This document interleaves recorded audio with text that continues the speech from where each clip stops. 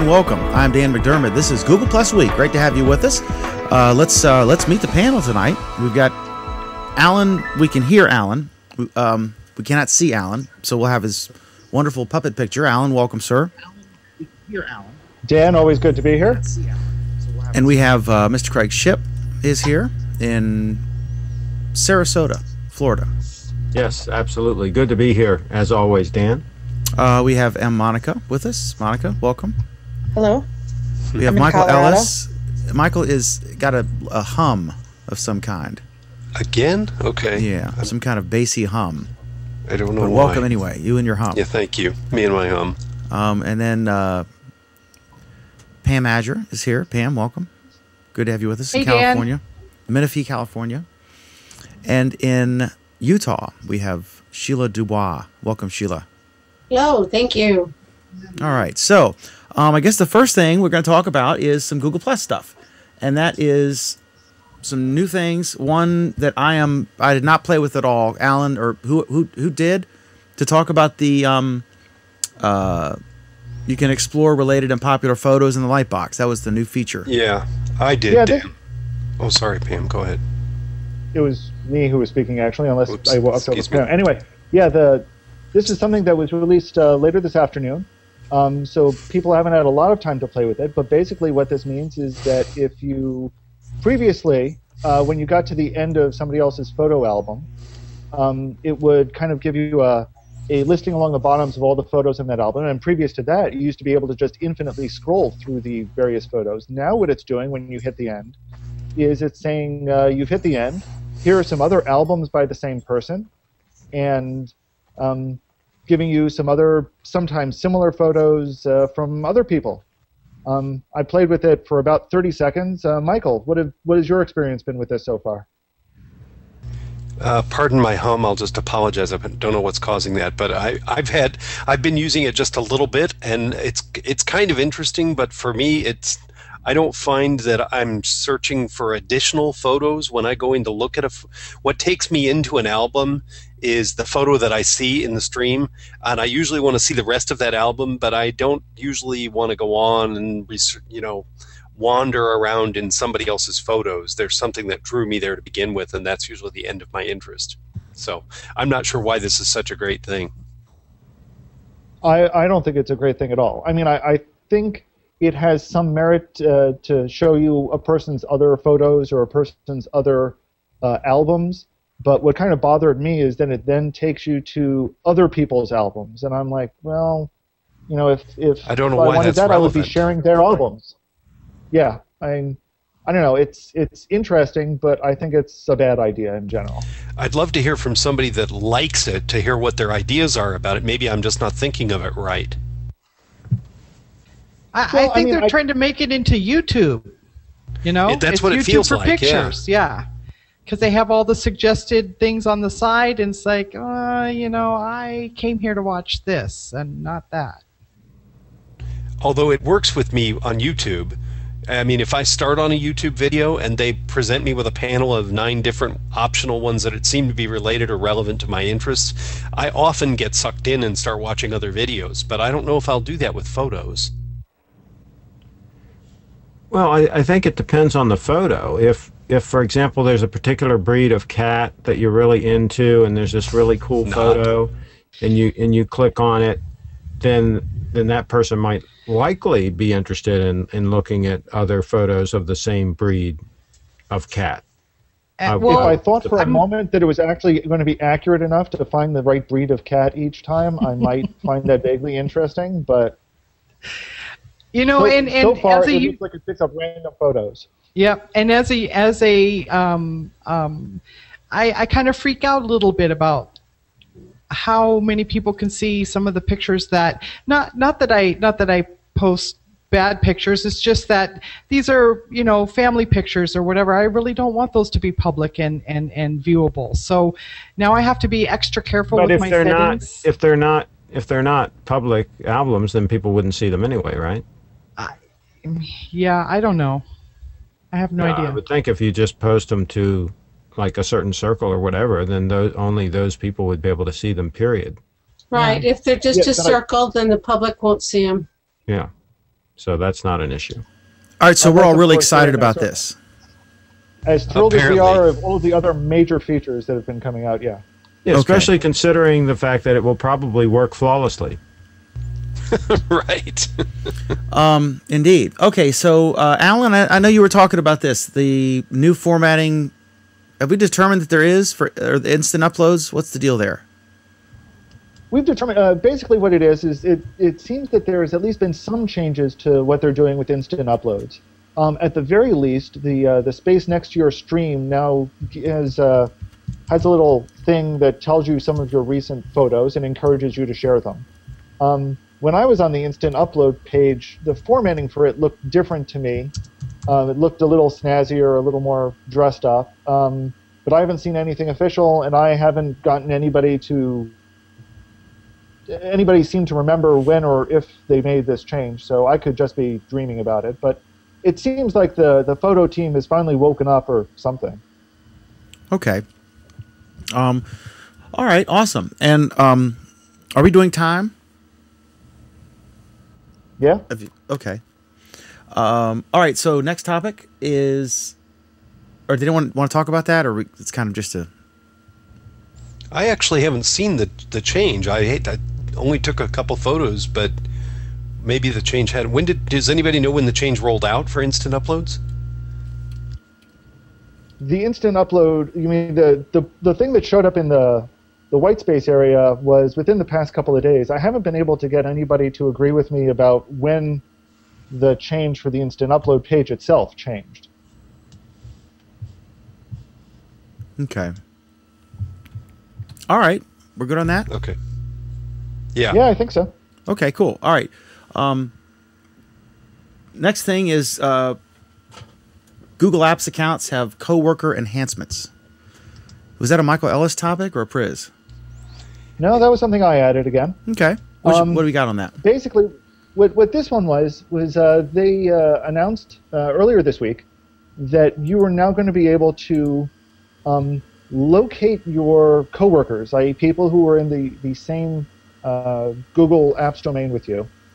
And you were going to see indications on their hover cards and some other information just to let you know that, yeah, this is the person who actually is working at the desk next to you or down the hall or on another floor or whatever.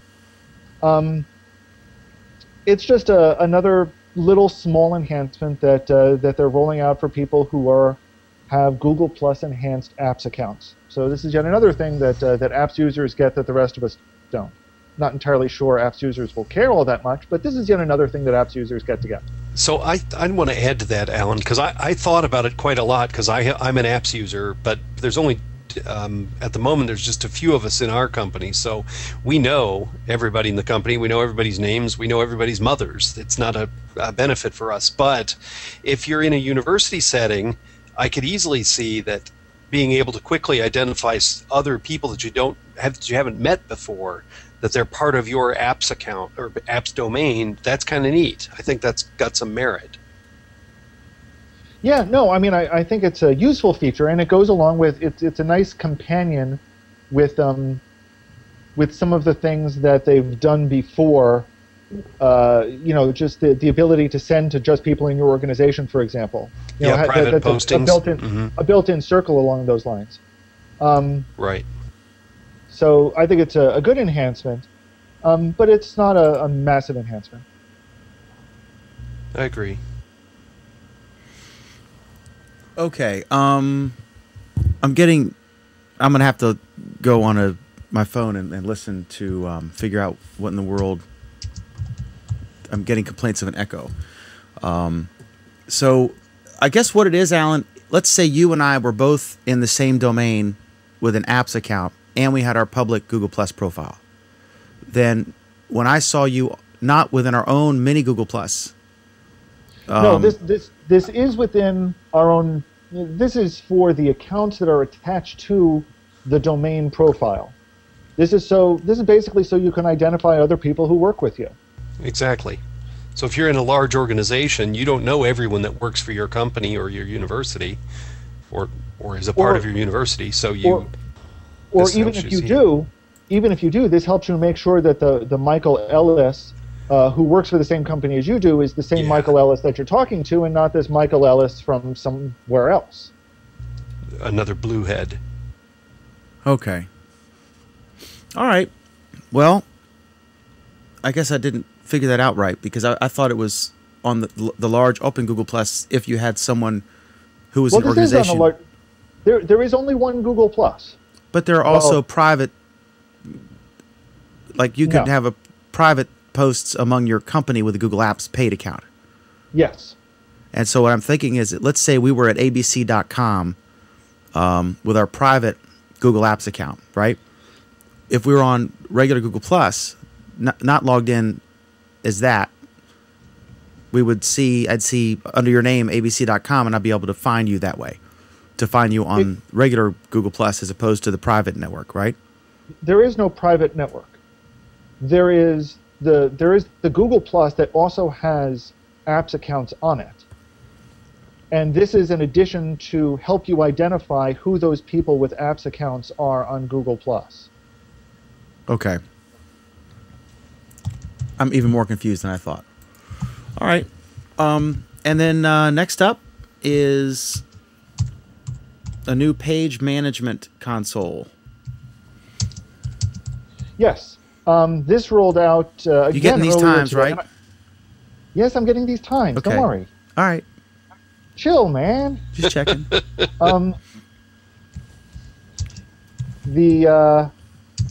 This again rolled out earlier today, was spotted by a number of people. I don't think we've seen an official notice on it yet, however. But what this appears to be is that the page that shows up when you click on Pages, which would be the list of pages that you manage, is now a new page. It's kind of more of a console-like. It gives you information about how many people are following each page, how many unread notifications are for each page. If you've gone to the communities page, there are similarities between the two. It's far from identical and far from confusing, and in some ways far from useful. But there are interesting similarities between the two that kind of give you an idea that they're trying to head for a similar UI for all of these things. So if you're a page manager, go ahead and check out your Pages console, your Pages landing page, and you can see it. Personally, I think the fonts are way too big, way too big. Anybody else have any thoughts on that? I don't know, Monica. Don't you have Pages or somebody? I manage several pages, yes. But I don't have strong thoughts about this topic. Now that communities have been around for a while, I think we talked about this before. What impact has that had on Pages, if any? I think it's hurting the pages generally, because I rarely go to my page any longer to post anything, because all the interaction is on my community that it's related to. I'll tell you what's hurting Pages is they still have not fixed some critical issues that I submitted feedback for, and I know others have submitted feedback for over a month and a half ago. There's a critical error where the people, when people go to follow Pages, it wants you, the first thing in the drop-down menu is that you put the page in your following circle. Mm-hmm. But if you put that page in your following circle, the page cannot follow you back. Really? No, it grays it out. When the page, and I manage, I think it's 5 or 6 pages. 3 of them I started myself, and several others I was added in as a manager. If you put that page in your following circle, the page cannot then add you back, because originally the functionality of the following was intended for something different. This is what I was told when I originally reported the error. Really? And it's not been fixed. So a lot of the people who put a page into their following, the page can't interact with them back. And so this, I think, this is what has led to a lot of companies abandoning and not using their pages as much as they should be. So Well, let me ask you something, Monica. Can I interrupt there? I have followed pages, and those pages have followed me back using the following option, so I have no problem Check and see what circle you have them in. in my following circle. Well, I would definitely double check on that, Sheila, because it's still an error. I still see it. I had someone do that this past week where they put my page in their following, and I was not able to follow them back. So that you got a notification, Monica, that said they added you, but then you could not add them back. Is that right? I could not add them back. I'm having exactly the same symptom. I didn't understand what was causing it till now. What you have to do is you have to send a message to that person from your own private account and say, Please put me in a real circle. Please put me in a real circle, not the following circle. Well, it's because of this technical error that we cannot follow you back. Yeah, I did not know that. You know, I just circled the Spanish practice hangout and put them in my following, and they circled back, and I have the little world. Okay, who can do the comments? We've got some, and we want to, because I can't. I can, Dan. Okay, cool. You want to? As soon as I can get back there again, I'm trying to work it out here. All right. Alan, do you have chat? There we go. Yes. I think while he's getting the comments, I'll just say I think pages are great. I mean, initially they were like there were pages, and then community is going to kill pages because communities are just pages plus, but not really. If you're a brand like a New York Times or Ford Motor Company, I think you want a page, right? Because they want to tightly control the content on under their brand name, but they might have a tech support community and you know, all sorts of communities where I'm in several for broadcasters and journalists and things like that, people who hang out or whatever, do shows. So that's great for a community. Dan, a page wouldn't work for that. Quick question. I'm in the Hangout tracker here in the Hangout toolbox, and I added all, and all I'm seeing is some messages by you. And I have the same problem. Okay, under sources, you're going to want to click. I can't do it, unfortunately, because under shared. No, under shared. Yeah. Click on add all. Yeah, that's what I did. Okay, and now go to sources, and you should see 4 sources right now. plus YouTube. No. If I go to sources, for some reason it's not switching to sources. There are 3. I just added yours, Pam, so there should be the YouTube, 2 from Dan and 1 from Pam. And Brad. Okay, so I've got then you 3 go back to sources stream on mine right now. It only shows 3. comments. So I've got it. I've got them now. I've got the comments in front of me now. I figured out what I was doing wrong. How did you get the comments to come up? I clicked on stream after I did shared and then add all. I clicked stream, so and now I see the on comments. stream. Now I see them as well. Okay, So good. sorry, guys. Then there's a little Everyone in thing the if audience, you want to. please forgive us. We're It's struggling okay. with our own technical things. No, it's good because this reminds folks we're using the Hangout toolbox by Moritz, and he's using Gerwin's comment tracker inside that. They collaborated on this. It's fantastic. So now go ahead, Michael. Your video just got really good all of a sudden. And no hum. Good. This is exciting. Oh, I got rid of my hum too. Okay. Absolutely. That's good. Okay, so Let me just take a quick scan and see what's here. How come the times and the content, the times don't seem to be in sync? What do you mean? Well, there's like 2047, 2042. I mean, we're at 9:01 p.m. I mean, we're not at the 47th minute. I don't know. Okay, so are we okay? Go ahead. Let's go. So there. I've got a comment for you. Those times are in 24-hour time. So I'm going to go ahead and click 47 on. minutes. We're not anywhere near 47 minutes, right? That's when they first started coming in, though. Okay, so we're at 58 is the most recent one. Okay, I see now. Okay, I've got you blue boxed, Michael Ellis. You want to go ahead and tell us what that is? Yeah, so David Dirkshady said, pages certainly have issues, odd since they're a natural platform for business. That said, I think the role vis-a-vis communities is more of a general platform for brand announcements, not one for discussions. And that seems to be my experience as well as this has evolved. All the interaction appears to be happening in our community that my page is a participant in. And really, I see it now, and David sort of helped clarify that for me just now, that we want to put things out that we want to publish out to our pardon me, wrong term, to our circles. We want to publish out some information. They see it, but there's not a ton of interaction there except on direct posts from us. And if there's just general kind of peer-to-peer interaction, we would do that inside our community. That makes sense. Oh, Dan, I do have to add one more here. There's a great one here. Please do. Yeah, go through any of them that are good. Jeff Bundy giving us a bit of a compliment here. This is all live, baby. It's what this medium is all about. Thanks for being so understanding, Jeff. And then Jeff, we're flattered that you can tell, Jeff. Yes. Why don't you click that one from Jeff Fantastical? I'm sorry, I don't see that one yet.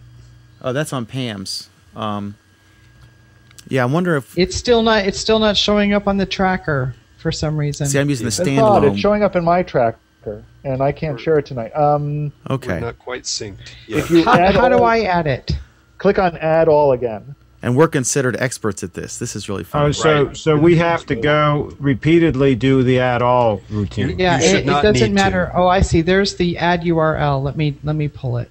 You should not need to do that, though. If Craig. more get added, it does require you to add them all individually to make sure that somebody else isn't trying to. But not for each comment, just for new streams. No, just for new sources. New shares, like when you say, check for shares, it checks at that point. It doesn't continuously check. So periodically you go back because we'll be shared. Right now it's at 4, and then it might be 9 by the time we're done. Okay, but I Jeff, did I add see. all, and I've only seen 3 sources. Okay, so now I just added it. So hopefully it'll add. Right. okay, I'll So- Now just I can share Jeff's comment. okay. Go ahead. Good. Let's go to Pam. It says my problem with my page is a 5,000 limit of people I can circle back. Kind of a problem when you have over 125,000 that have circled my page. So Yeah, what do you that's a do? at Very that valid point. Yep.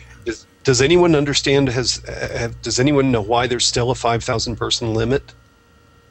Because this is Because they copied Google. off of Facebook. I knew Alan would have a very succinct answer to that question.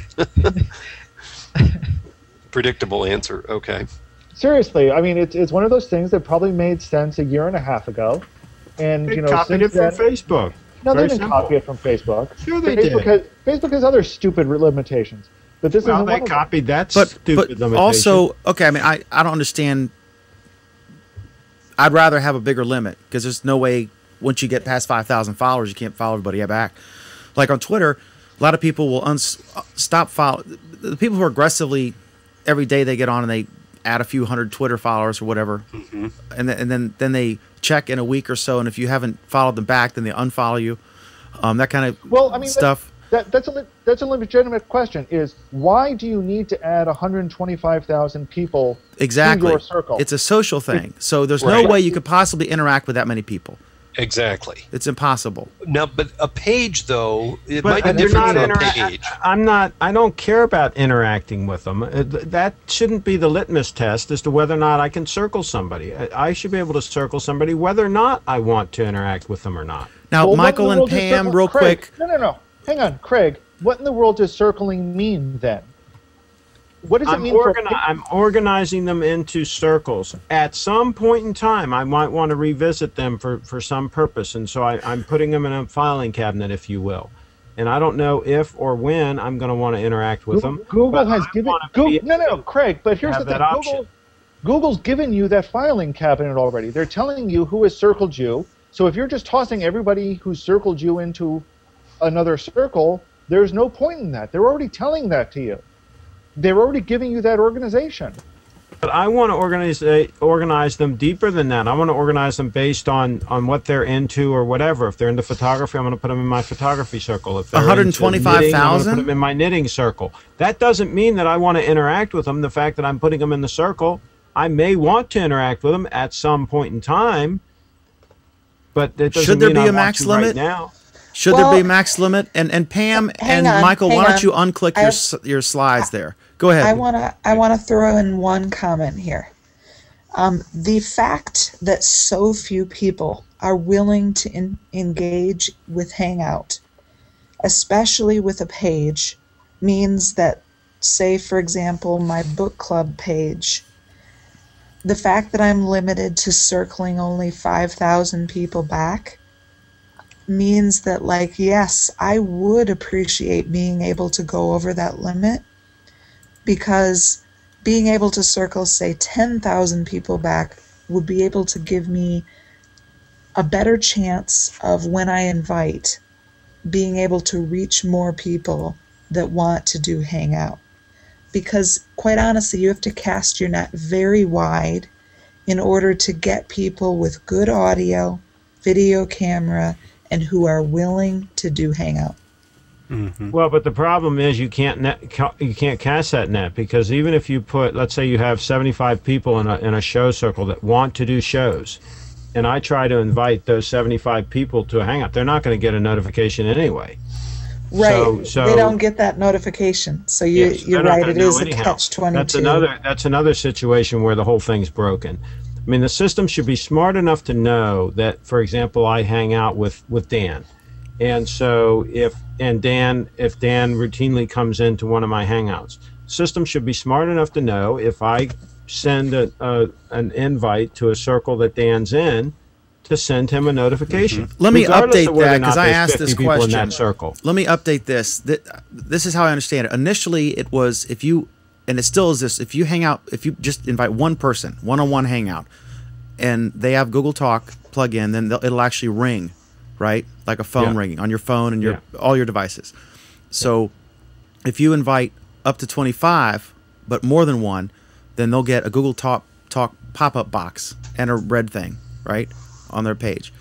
And then if it's over 25, they'll just get a red ding, or they'll get a maybe, I don't know. But now it's smarter. Changed it. They've changed it now. They've changed. In the past, what you had to do is you had to have circles of like 24 and invite one circle at a time. But now I think it's smarter, so it knows that Craig and I hang out a lot, and so it would notify me even if he invited more than 25 people. It does have an algorithm thing now, I think. Yeah, I don't think it does, though. It doesn't do it consistently, I'll put it that way, because a lot of times the people will tell me they didn't get notifications, and I hear it from too many people to think that they're lying to me. They've changed it, and Hangout discovery and connection has been a critical issue for multiple reasons. I mean, I could do a whole 1-hour show on this topic alone. I mean, it's become critical in the past 2 months, but that's a whole nother thing. We have 4 hours. Right now, you need to email them. It's as simple as this. Well, and like I said, I have limited time. Right. But what worries me is that I've sent this feedback, and like I told you, this critical piece of feedback about pages not being able to follow people back, that was never followed up upon. It's never been fixed. Monica, I am shocked to hear You're that shocked there are reports sent in that have not been followed up on. But that's money. Shocked. The bottom line is are money. They're businesses. But Monica, they're not money. They're not charging you for it. Monica, this can be boiled down to pages represent. They represent businesses coming onto Plus. If you want people to know that you have invited them to a Hangout, you need to do one of two things. You need to either email them the URL of the Hangout, or you need to message it to them on their Facebook Messenger. And that'll work. Those are the two ways. That's it. There's no other ways. All right, Alan, get ready. We're going to switch. Speaking of Hangouts, let's switch gears here. Let's switch, because we could spend all night beating this dead horse. No, I just that's it's true though. It's the only two ways. Okay, so let's move to our next topic here. There was a really big hangout this week, part of the Fireside Chat series, and it involved Vice President Biden. and he was. Is it a series? Do we know for sure it's going to be continued? I think so. So it was Guy Kawasaki and who's the young guy who's, oh gosh, the young YouTube star guy, Philip DeFranco. So they were in there with a couple other people who I didn't know, and it was I thought it was really intelligent. It was Philip DeFranco surprised me. He was the first. They each had 2 questions, and he started out with the conservative line, which surprised me, saying, you know, that about this. He said the assault weapons ban didn't work at all, and you know, why are we going to try to re-implement your failed policy from before? He said, and Biden came right back. And I remember commenting. I said, you know, this guy, since what 1973 or something, he was a senator until 2009, and he was, I think, like 30 years old. He won at 29 and took office at 30 or something like that. So he's run for president twice. He's been elected vice president twice. You're not going to out-debate this guy. And it was really good, though, because the questions were very intelligent, and he was actually pretty moderate. He wasn't, you know, take away everyone's guns. You know, he was like, he was talking about the magazines, and a lot of the stuff's common sense that he was talking about. But it was interesting the way that they did the Hangout. It actually wasn't a Hangout on air. It was sort of like what we're doing here, where I have a Hangout going on, and I'm bringing these people in. I'm cropping that top screen and bringing them in, or you know, that's sort of what they were doing. And they would switch, and they were doing it at 720p on YouTube Live, so it's kind of neat. What are your thoughts? I think this is really cool. Hang on, you just said that it's not a Hangout on air, and you know, this is the same thing that we said when the president did his first Hangout. And the way I like to liken these two is that they're all Hangout on air inspired. They're kind of demonstrating the full potential of where Hangout on airs are going, and kind of inspiring people to try to do something similar. You know, I think we're all, you know, understanding that they're going to be putting their best foot forward when it comes to these really high-level Hangouts. So I don't think we're expecting it to look exactly like our Hangout on air, but I think there's no question that these are Hangouts on air. Oh yeah, and I wasn't being critical. I was just pointing out that anybody who has YouTube Live, if you have the setup, and they obviously have high-end broadcast equipment, to be able to do it in 720p and have the vice president in a beautiful, perfectly lit, you know, with a $50,000 camera, and the lighting, they'd be crazy not to do that. I just remember back at the presidential ones that, you know, everyone was saying, oh, this isn't a Hangout. You know, they don't know, you know, they were expecting something different. And I guess I kind of want to say, look, this may not be the Hangout exactly the way we're thinking of it, but in the same way that we've got Hangouts and we have Hangouts on air and we've got these different flavors of a Hangout, this was a Hangout.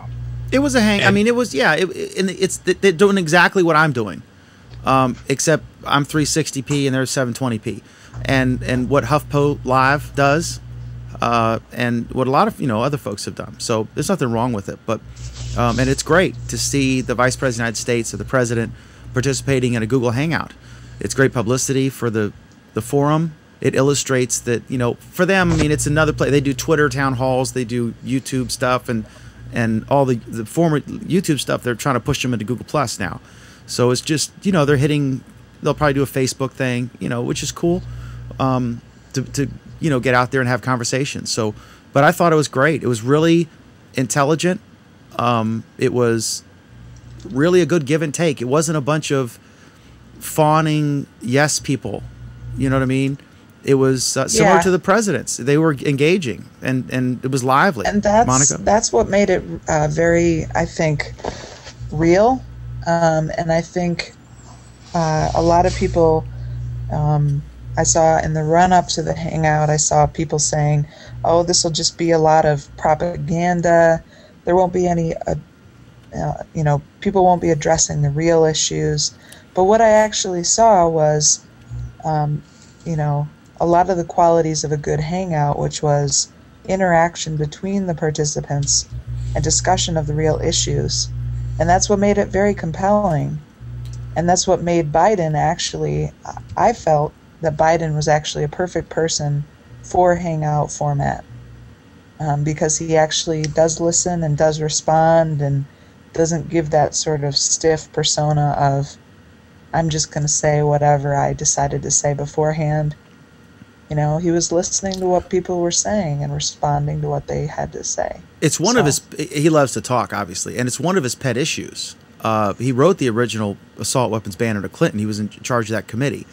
But were you surprised, Monica, at how aggressive DeFranco was in the beginning with his questioning? I thought it was great. It was really, they were both, you know. but you know, Yeah. from what I understand, and I didn't watch the whole thing, but I understand one of the comments he made was that a double-barreled shotgun, for example, is better for home defense than a, quote, assault weapon because you're going to hit, it's easier to hit what you're aiming at. And comments like that just show that he's either totally ignorant or he just wants to say something, right? I disagree, There's almost no difference at, let's say, 20 yards. The spread on a shotgun is very tight, unless you have a sawed-off, which is totally illegal, right? If you have a normal, like 18 and a half inch barrel on a shotgun, the spread close in it's very, very tight. So you still have to aim well. The spread is not going to help you. So, Craig, I disagree for one reason. Last comment, Because Monica, any and let's home move because I invader- don't want to solve the gun control debate no, in but this I'm just show. saying that comments like that just show that, you know, he'll just say anything. Last word, Monica, before we move. Okay. Any home invader hears you basically click. The sound of a double barrel shotgun is going to basically make a home invader go, oh, Chamber around crap. into an AR-15 and he's going to run the other way. Yeah, they're going to turn Okay. around. Okay, Anyway, great. let's move because this No, is I've not got the one- gun control debate. I've got one final comment on this, and this is actually technical. Dan, I understand they started a little bit late. Is Yes. there any truth to the rumor that this is because you were running the Hangout? I was merely a consultant, and the wiring was wrong. No. Yeah, that was funny. We're doing a whole new setup tonight, right, Dan? It's a long story. Yeah. Okay, so And with that, I think we can move on. okay, good. Next topic. And I guess I'll go to to Michael Ellis. I think you were excited about this. You looked at this to start on this. You can create, Yes. edit, and present Google Slides offline now.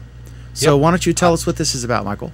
This is another piece of moving my world to the cloud per se, or at least moving my world to Microsoftless world. I am excited that Google Presentation, which is now called Google Slides, is available to be you can work with your slide presentation offline. So if you get on a plane and you have and you want to develop your presentation or fine-tune your presentation, you can do it when you're not connected to the internet. They made this same change to Docs some time ago, and it really works quite well, surprisingly well. I don't know if maybe it was first tested on Chromebooks because you always had a scratch pad where you could do Docs. But then they brought it out for the rest of Google Docs, for the rest of Docs in Google Drive, and it works quite well. And I'm dying for the day that they do spreadsheets that way. Now, when you say Google Slide, you mean the presentation? Yes, they used to call it Presentation, Craig, and they just like last week renamed it to Google Slides. Oh, in my menu it still says presentation. Yeah, they haven't It's- fixed it everywhere. It's PowerPoint, right? Yeah, it's the equivalent of Microsoft's PowerPoint. There are still some functional problems with it, which I really hope they get busy and fix. I won't try to go into them, but that's for another discussion. But the fundamentals of making a simple presentation are just great. They work fine. It's got transitions. It's got the normal layouts you'd expect to see in PowerPoint. You cannot do all the fancy stuff you can do in PowerPoint, but almost nobody knows how to do those things anyway. And frankly, the fact that it's cloud-based means that you never lose your presentation. I just love that.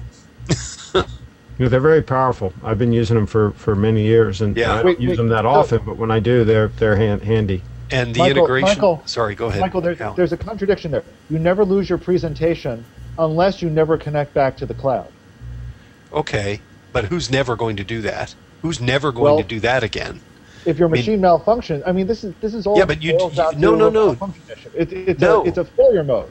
No, it's not. It's if you use Google Drive, you connect with your PC and you use your presentation and you close down your work computer and you go home and you connect with your wife's tablet and you're online with Google Drive. You are opening Google Drive in presentation again, and you're right where you left it when you left your last device.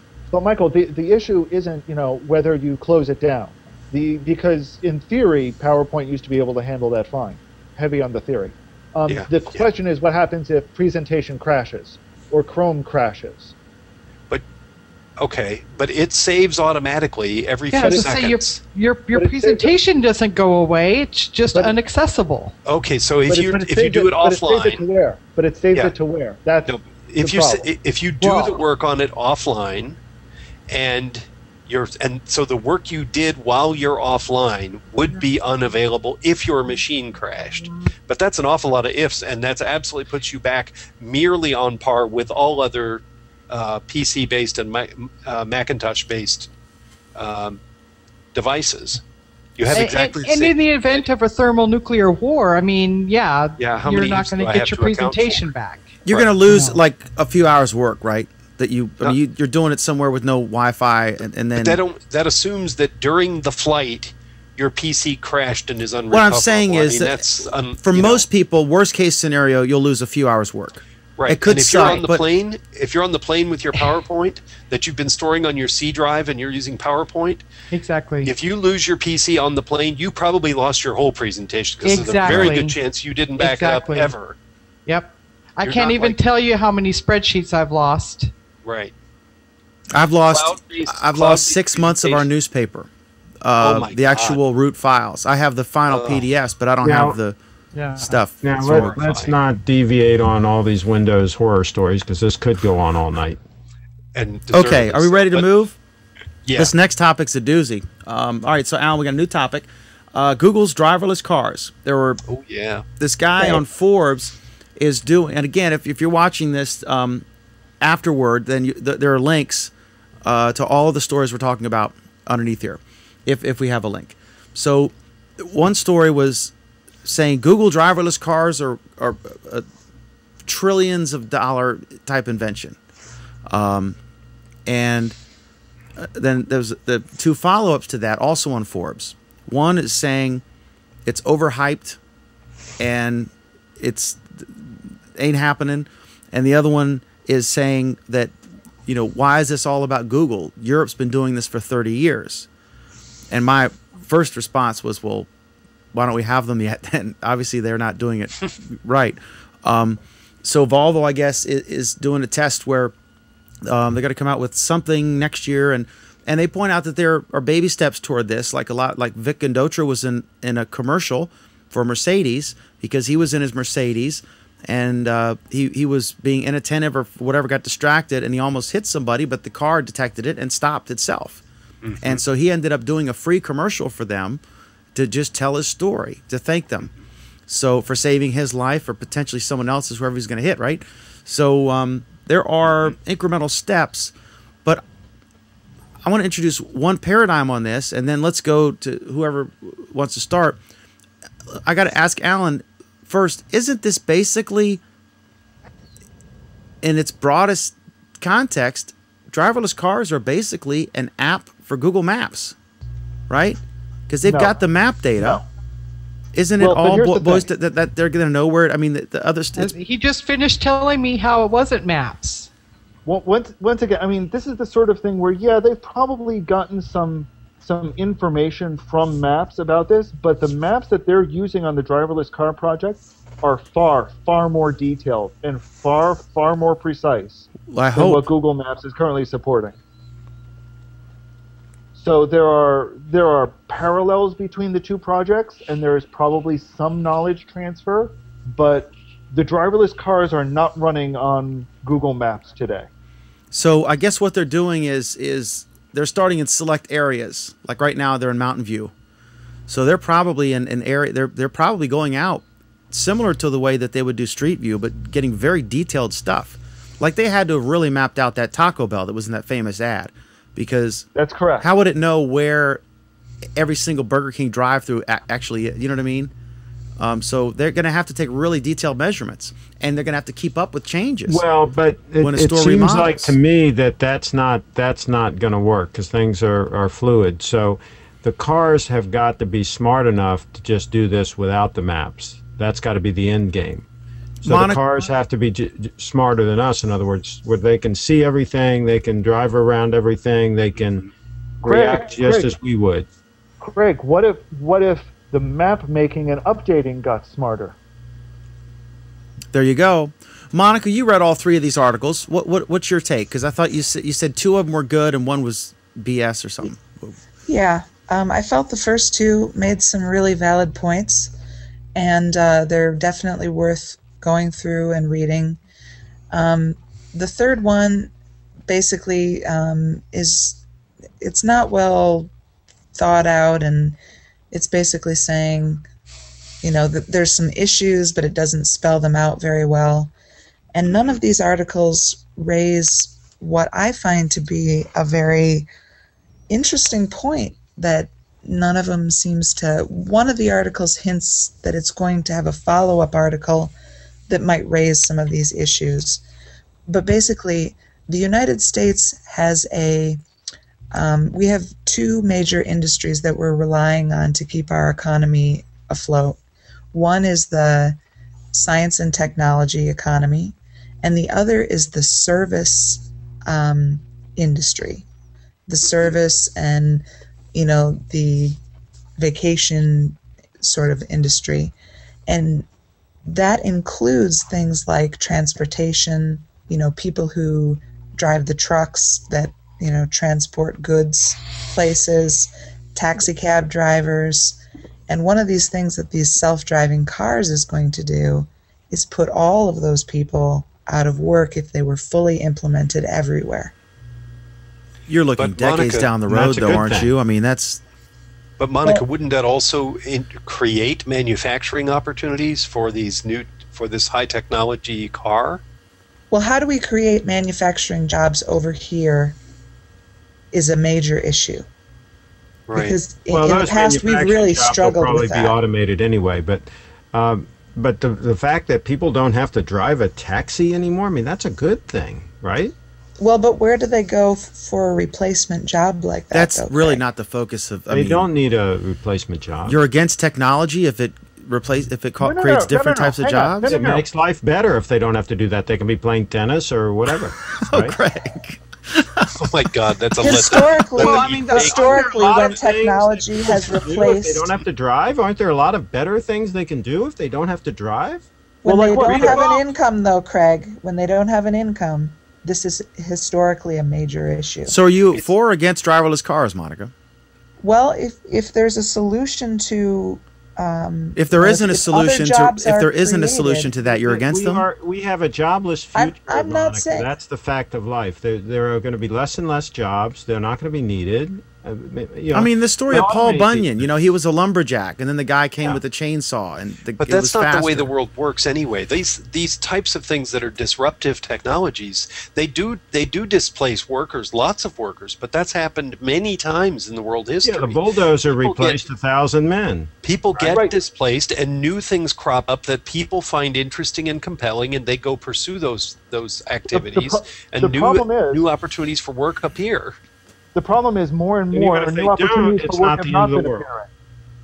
No, I agree with that, Alan. But then basically, find a solution to the problem, though, that you've created. Though, where do you think should more and more people then go to school and basically become more and more educated and learn to code, creating more and more technological inventions that then basically solve, you know what I mean? The technological bottom line is, if they're freed up from driving, Monica, they should be able to find something more productive to do than driving. Driving, you're not producing anything. You're just going from one point to another, right?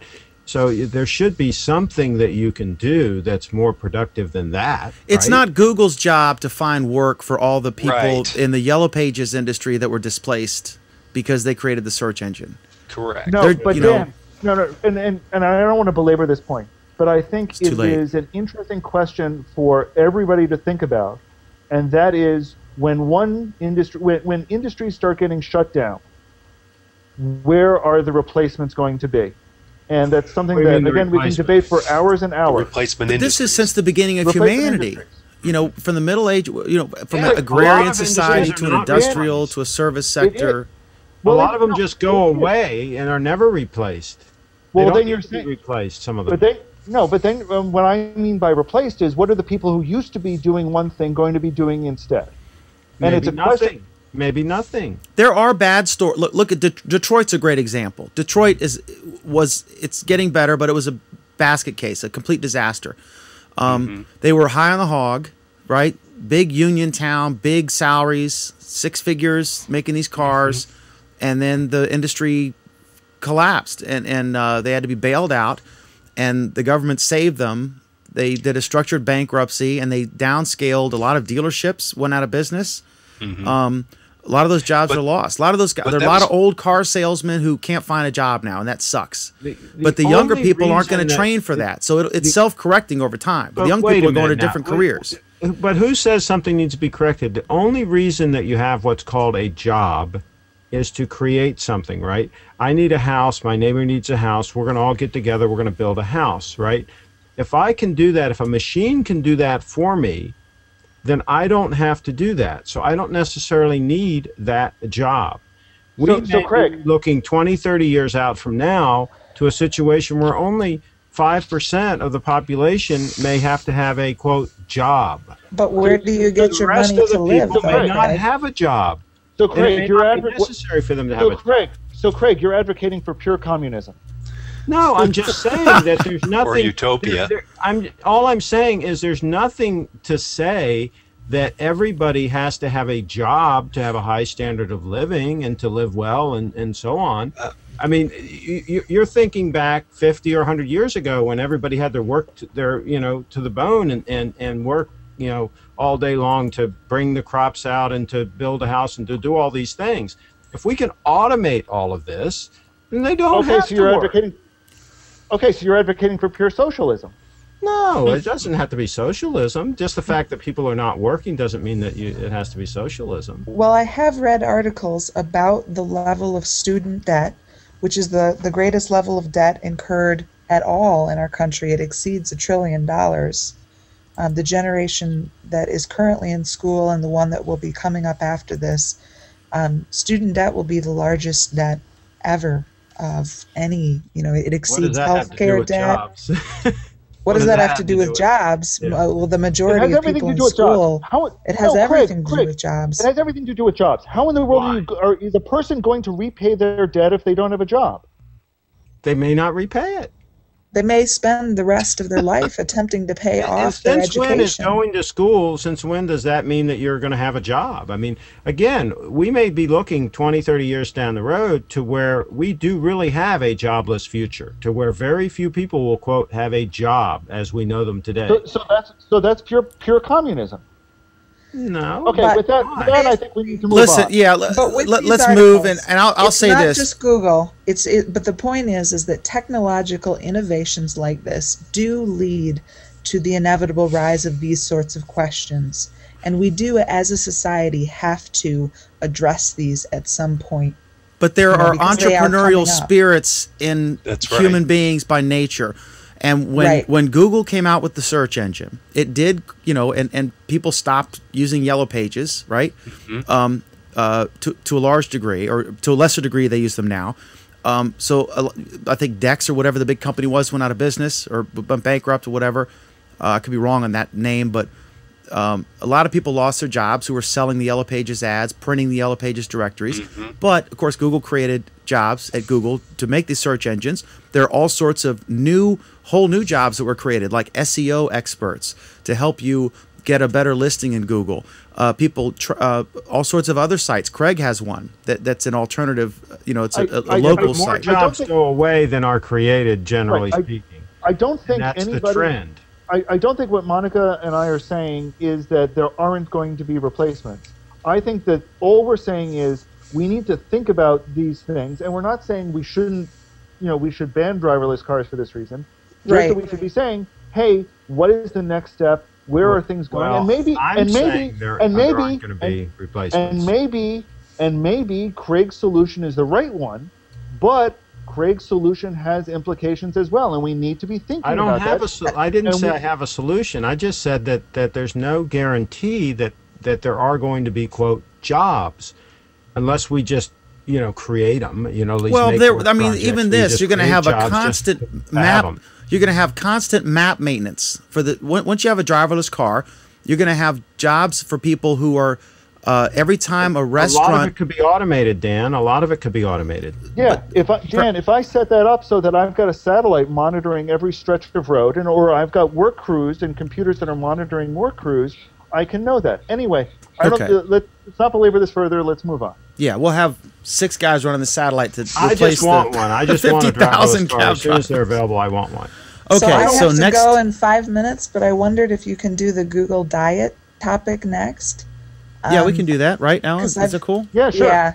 So if you can do that one, I'll move that up for you, Alan. And because I find that one fascinating, and I have some insights on that one. Okay, tell us about it, Monica.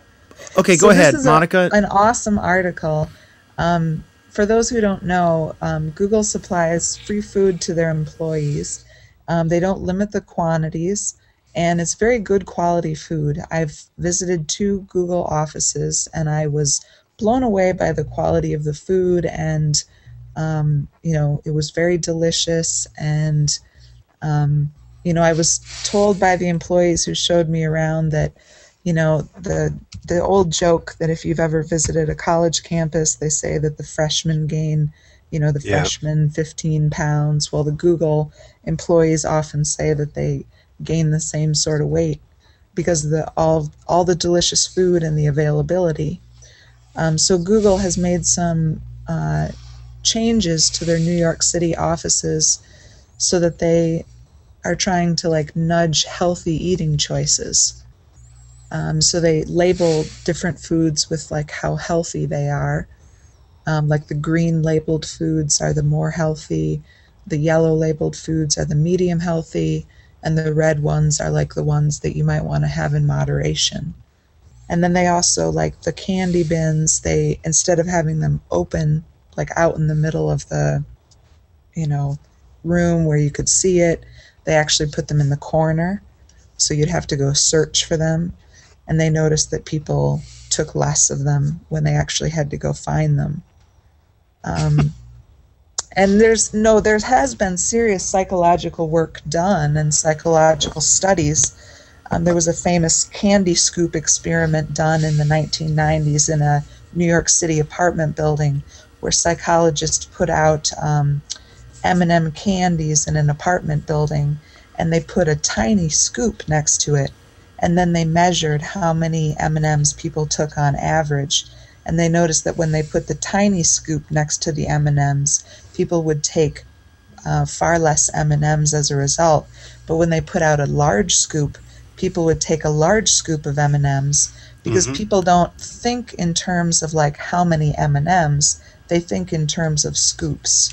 We do the same thing on a buffet in a restaurant. We put out smaller plates and people fill smaller plates. And if you put out larger plates, people fill larger plates. And the food cost can be cut back instantly just by changing the size of the plate. It's a big deal. And I guess it'd be like if Pam and I are coming out of the Google cafeteria with all red labeled, chocolate cake and stuff. And we'd be hiding it or be ashamed. I wonder how much of this is shaming you into putting the green thing in the front and then hiding the red thing, behind it. But it makes sense, Dan, that's all I would be doing. Yeah. It would be red food and desserts. That's it. I'd be seeking them out. So Dan, as you know, I have a personal nutritionist now, Tatiana, and she has gotten me on eating these healthier foods. And what's interesting about it, this is what's really interesting to me, is you feel like you don't need to eat the other foods because your body is getting the nutrition it wants, and so you don't have the cravings to eat the other things that you would normally eat. So it seems like it would be a lot simpler for Google. Yeah, I yo-yo on that. Encourage the people to eat those correct things, and then they're not going to want to eat those other things. It's going to, you know what? You can OD on it, just like a yo-yo dieter. You can be all about Atkins or all about vegetables and fruits and stuff, and then you OD on it, and you're like, if I see another freaking grape, I'm going to commit suicide. And then you go to the pizza. It's not that way if you eat the correct foods. It's not that way because you feel satisfied, and so you don't have those cravings. Well, you've been doing that for how? I mean, how you eat your main meal every day is this gigantic salad with lots of neat stuff, and it's not necessarily low cal. I mean, you got like guacamole, or you got an avocado in there and nuts. Yeah, that's right. But you also have a very healthy lifestyle. How long have you been eating that gigantic salad every day? I've been eating a big salad every day for many, many years, but I've added some things to it that based on Tatiana's consultation with me, that have made it even better, to where I'm craving less of the other things that I was eating. So what's happening is I'm getting rid of some of the less healthy things that I was always eating, and I'm not missing them. That's the big difference. And what she says is you do this gradually. You don't do it all at once. You add this item to your diet, and you do it for a while. And then later on you add something else. But what happens is the other things just naturally fall by the wayside, and you're just not eating them. All by the waist side. Anthony, Anthony, you work at Wegmans. What do you think about this whole? I don't know how much you caught of this, but we're discussing Google. There's like a 15-pound weight gain for new Google employees, and so they're trying to nudge them with color-coded things like green is good, yellow maybe, and reds. What do you think? Can you hear me? Yep, you're good. Yes. Go ahead. Yeah, okay. So I think some of it is, people like the garbage, if you want to call it that. But some of it is also, it's free food. You can be eating 10 apples, and if you eat 10 apples, you're probably going to gain weight. If you eat one apple, you're obviously, not going to gain weight, and you're going to probably lose weight. But if you have all this food, not so much being thrusted in front of you, but if all this free food is there, then you're probably going to get a big plate of it because you're like, oh, this food's for free, and you know what? If I don't eat the entire plate of it, who cares? I can just throw it in the garbage bin. But once you have that, and that big plate of food, you're going to eat it all. I mean, unless you're not hungry, but most people, they grab a big plate of food. And I guess they say that you're full before you realize that you're full. So you've already ate past the point where your body doesn't even need the food anymore, or even want it. That's where you get the the weight gain. Like you said, with the body doesn't even want it though, because you get sick sometimes afterwards. If you eat the wrong foods, you will want to eat more and more and more because you're not getting the nutrition. Well, so your body knows it's not getting what it needs. So, okay, there's more available. I'm going to eat it until I get what I need. And if you're eating like McDonald's hamburgers, you can eat 1,000 of them, and you're not going to get what you need. So there's never going to be, you're never going to stop. So the only way to stop that cycle is to eat the food that gives you the nutrition that you need, which is not easy to do. And I'm not surprised that Google's not doing it. Even though these people are highly educated, they probably don't know about nutrition. Very few do. I didn't. I was clueless. I thought I knew a lot about it. Then I started talking to Tatiana, and there's a lot of things I didn't know. So if they did start eating the right things, hemp seeds, for example, they won't be craving. They won't want to eat a lot. I'd have to force myself right now to eat because I'm very satisfied right now. Well, and I think that's the difference. But I'm not trying to disagree with you about people not knowing what's healthy and what's not healthy, but to a large extent, we all know that fruits and vegetables are healthy food. I mean, that's a pretty big basic. That doesn't mean that we're eating it, and I think that goes back to what I was talking about with all the food being free at Google. So, people just take the food because they're not paying for it. But healthy food is expensive. So if that's you another have to question. pay for I wonder if they even have hemp seeds there, for example, for them. I wonder if they have ground flax seeds. I wonder if they have any of this stuff there. That's another good question. My understanding is This actually My- goes into. Go ahead, finish, Anthony, and then I'll transition here. My understanding is that Google does have specifically, even before now, that they had specific, foods that were specifically, advertised as healthy. Alan, can I add one thing before you move on? Okay. This also strikes me as I have a couple impressions. It's very paternalistic from a company, which is interesting. And Well, healthy employees are good for business. Sure. Yes, I'm not disputing And that. I good just to find keep that the it's very costs down too. Your health insurance costs. Yeah, true. But I also think it's rather faddish that people say they know what's healthy food and what's not, because the truth is we've eaten the most unhealthy things imaginable in the last 75 years or 100 years with refined sugars and flours, and no one's stopping that. Now, maybe they are in the Google cafes, I don't know, but I find it interesting that we've decided now we know what's healthy food. Well, people probably but Michael, really there's a don't. total lack of education on this. There is. And there's the opposite, in fact. There's the processed food companies, the big Right. mega food companies, that don't want us to know what's telling you healthy. that all these things are good for you and all that are not. Right. And so all the information people have gotten has been false. Correct. It's the great. 99%. Let's go to Alan, but it's the great taste that kids love. Yeah. Ads Yeah. like that, just man. Share Anthony's, and then I'm going to transition. Anthony, put that up again. So David Ultra says, you guys are just making me hungry now. And Diana Ridley basically is saying exactly the same thing with, you're making me hungry. Again. That means she hasn't been eating the right things if she's hungry. Right. So, but okay. The point I want to make, and this transitions to the next story, which I just added, is that one of the things that it wouldn't surprise me about what they're doing in the cafeterias is that they do probably have a or several dietitian experts who are helping them navigate this. And as part of the process, it also wouldn't surprise me if they are collecting a huge amount of data about what people are eating and how much they're eating and so forth and so on. Oh, I'm sure that's true, yeah. And I think this comes out in an article in Slate talking about how they collect all sorts of data about every single thing that goes on inside their offices.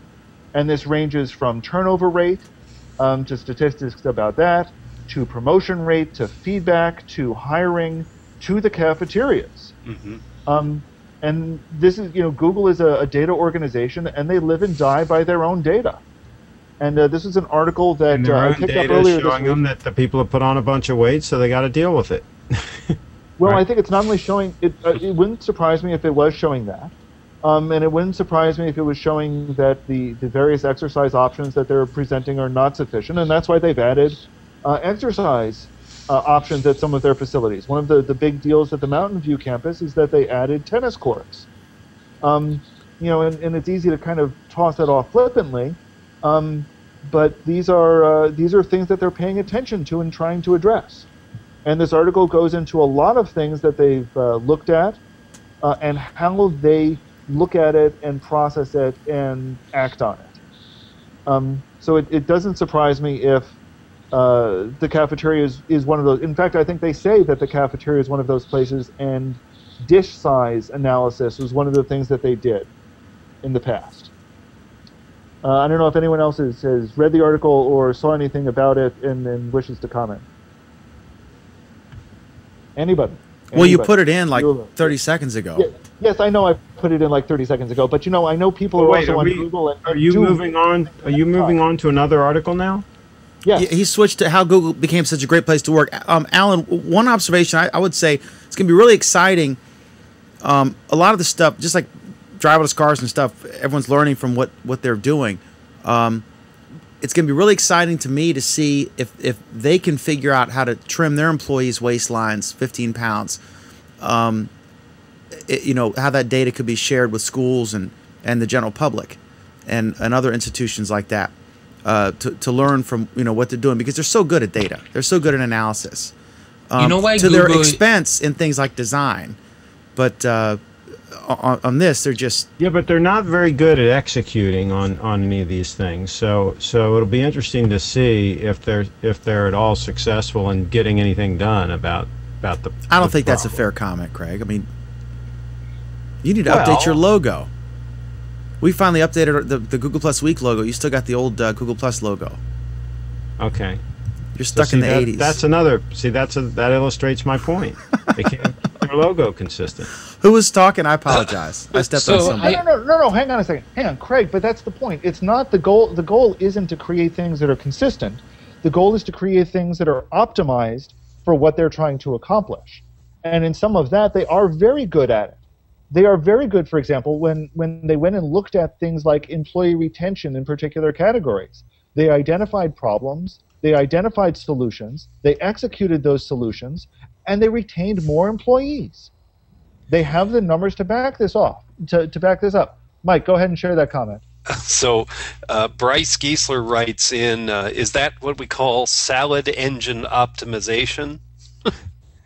SEO? Yeah, if they can solve the obesity problem, then they will, be a $1 trillion company.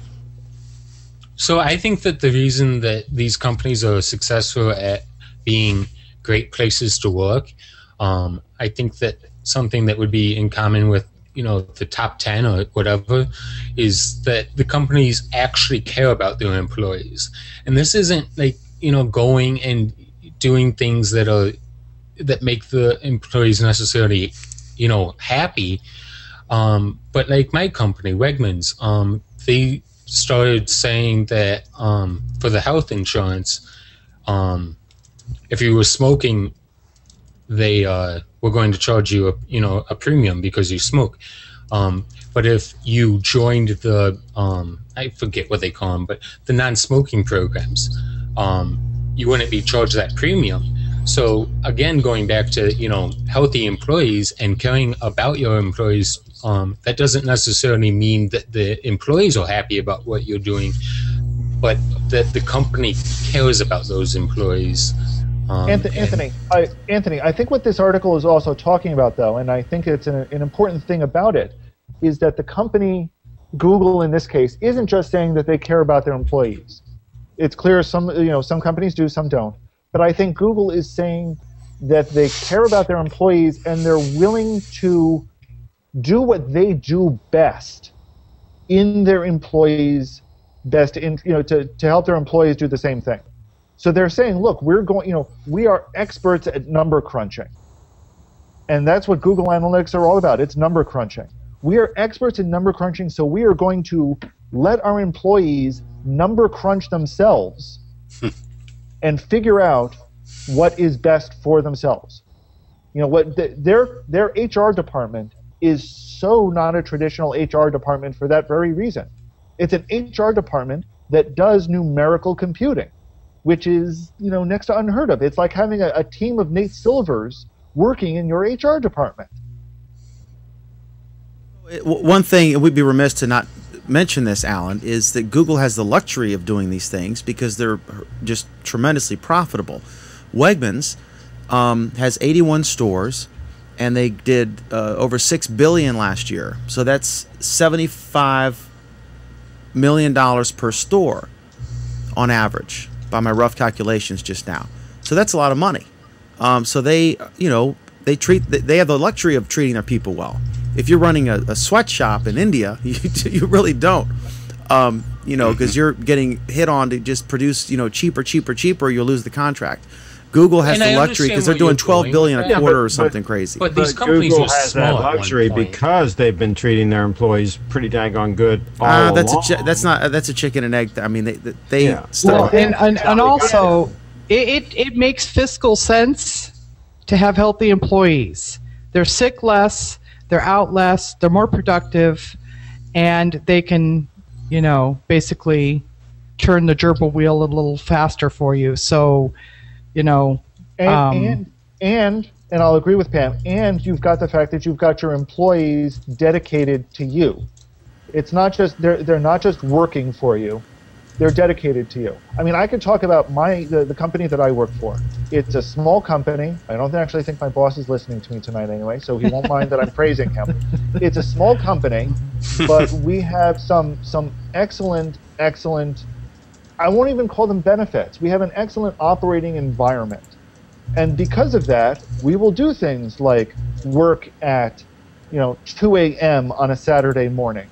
We'll do, we do those things because that, the company is backing us on other things. And I'll be honest, the company is not always making a tremendously great profit. We're doing well. They're paying me nicely. I'm not complaining about my pay too much. But it's not just these companies that are doing fabulously well that can do these things. It's companies that do what they can for their employees and get a valid return out of it. I do, like at our newspapers, not everybody has health insurance. We've got guys we have some, $9 an hour folks, and we just don't have, I can't afford, I'm going to look at what the federal government's going to come up with, the exchanges, because I'm eager, and some of these are young guys who, are on their parents or whatever. But we do what we can. We do coffee and snacks and largely. Well, that's it. You do what you can to make it a more pleasant working environment, because I care about these guys and I want them to care about the company. Right. I'm not. Not everybody is going to be in a position to do the most magnanimous things out there, but I think any good company that's got employees that end up being dedicated to it are going to do things that are commensurate with their corporate environment.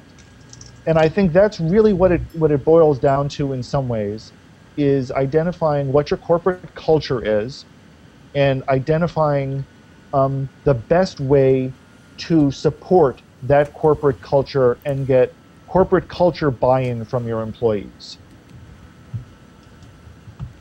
I think so. And the culture is a big part of their success. It's about the hiring process. I posted an article they talked about hiring people, and if you're not a good culture fit, right. And I think one of the interesting things that this article brings up again is talking about the role of HR in helping to identify people who are going to fit the culture well. And I think Google, just the way that they're doing it, they in some ways it's doing it a bit overboard. It's assuming that everybody can be fit into a numeric profile, and trying to make sure that people who do fit that profile continue to be happy. So maybe in some ways they're going a bit overboard, but I think it's the right tool for Google. And I think one of the points you mentioned before about talking about how making sure that, hoping that the nutrition information that Google learns gets filtered out to others. One of the things that Google has done from their HR department is talk about how the lessons they've learned, they've been sharing that with other HR departments. Again, not so much hoping that other HR departments will exactly duplicate what they're doing, but will duplicate some of the ideas about learning from their employees how to preserve a corporate culture. And I think that's kind of the crucial point behind all of this for me. And a lot of what you can say it's good for, good work, healthy workers produce more, and that's true. But having studied Larry and Sergey for so long, a lot of the stuff they do, the philanthropy stuff, I think they actually do care. It's not all just about the bottom line, and they're luxurious. They're in the situation where they have the luxury to be able to, treat their people probably a little better than they would need to keep them, a lot better, I think. So are we good on this? Yes, I think we're good on this. Okay. And I've lost my place here. Okay, so up next, this is something I'm going to defer to Alan, I guess, or whoever on this.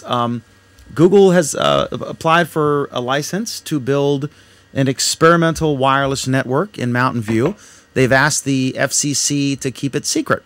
So, of course, everyone's excited, and I got to tell you, I saw the coolest license plate today, Virginia license plate 4G LTE, which I thought was just geeked me out. I got a little geek rush when I saw that. So, Alan, you want to tell us? It doesn't take much, Dan, does it?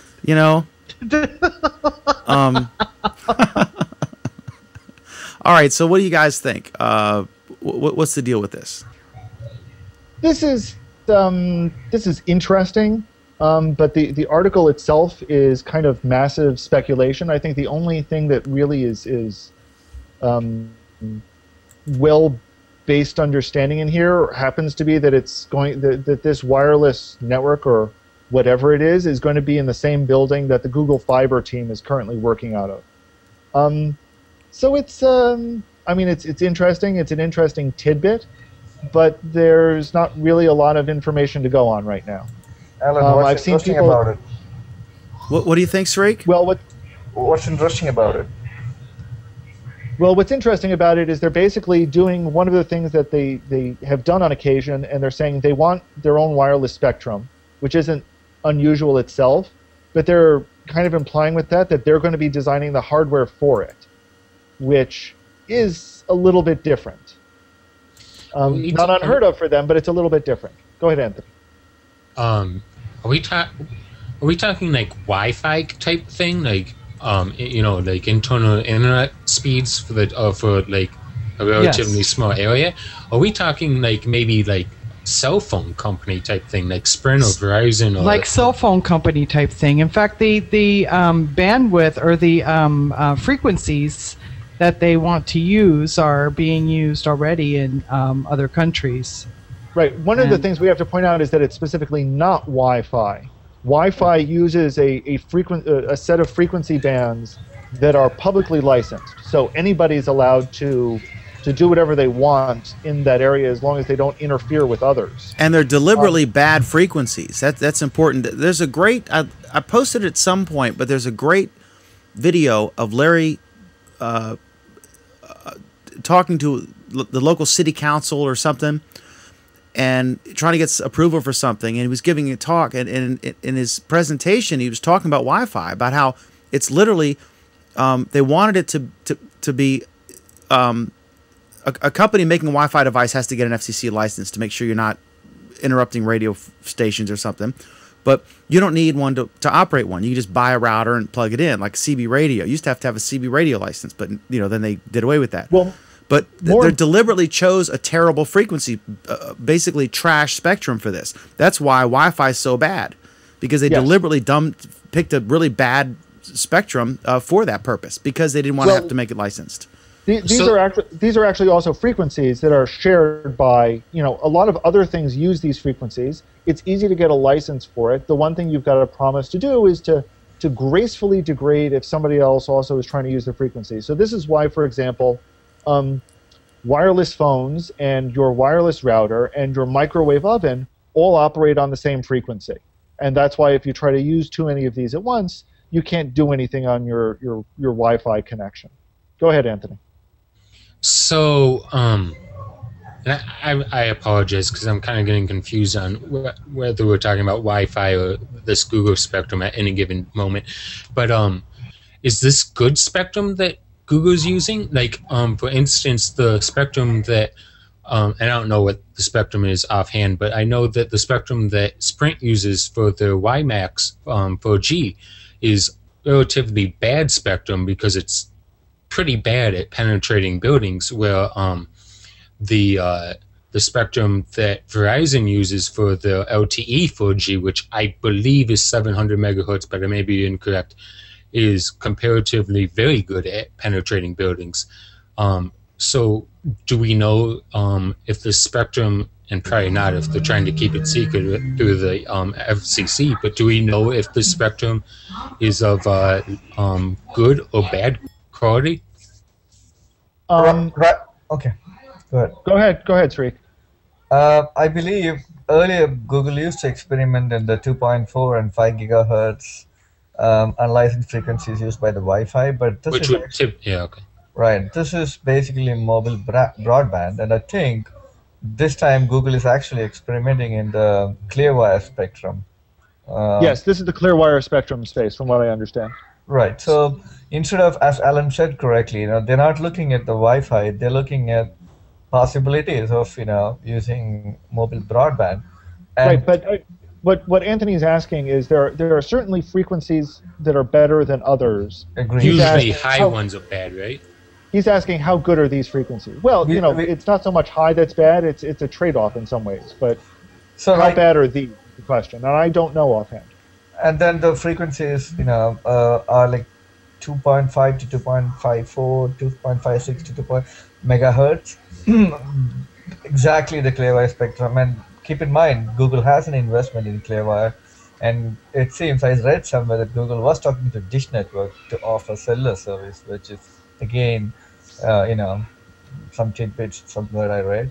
But I think the only indication we have about how good or bad these may be is that, as Pam noted, these are frequencies that are used by cell carriers in China, Brazil, and Japan. Right. So they if they're not the best, they're certainly not too bad.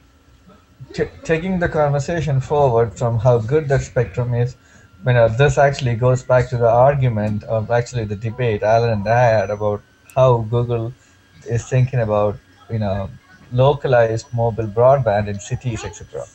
So I will not be surprised, and especially the fact that Alan mentioned that these guys are working together with the Google Fiber team. I have no idea why mobile broadband should work with Google Fiber team, because they're looking at completely different areas, right? So I honestly believe, and I could be wrong, but I honestly believe that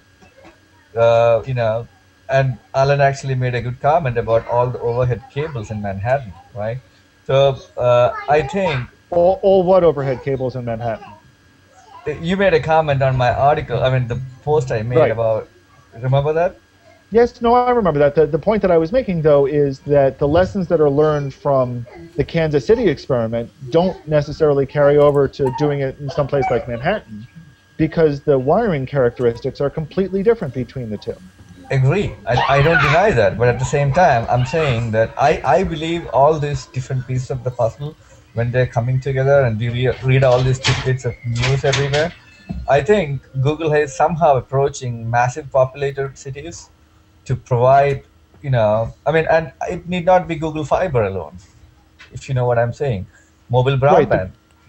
The problem is that mobile broadband does not scale in densely populated areas. In fact, that's exactly what you don't want in a densely populated area. Agree, and that's why the experiment is very kind of, I'm kind of curious about what are they experimenting on. You know where I'm going? So, yes. I also believe that, sooner or later, just like how, remember moonshots Larry Page said? So I think they are looking at moonshots in the area of connectivity. I don't think this is, yet again, I don't think this is really a moonshot area. This may be something where they're finally, a lot of people have been talking about, oh, hey, when is Google going to roll out their own wireless telephone carrier? That's certainly one possibility, but that's not I'm not sure that's a moonshot, and honestly, I'm not sure that that's really something that they want to do, but I don't know. I think what they're about, all sorts of bizarre things that could happen. Alan, probably. I think what they're about is trying to solve problems, and there are problems. Wi-Fi sucks. A lot of the folks in the Hangout tonight are on Wi-Fi, and someone runs the microwave, and it causes a problem. So it's frustrating, right? And so they realize that. And Larry Page, as I said early on, discussed this issue. The driverless car thing, a lot of the stuff that they do, they look for, they're problem solvers, and they have the money.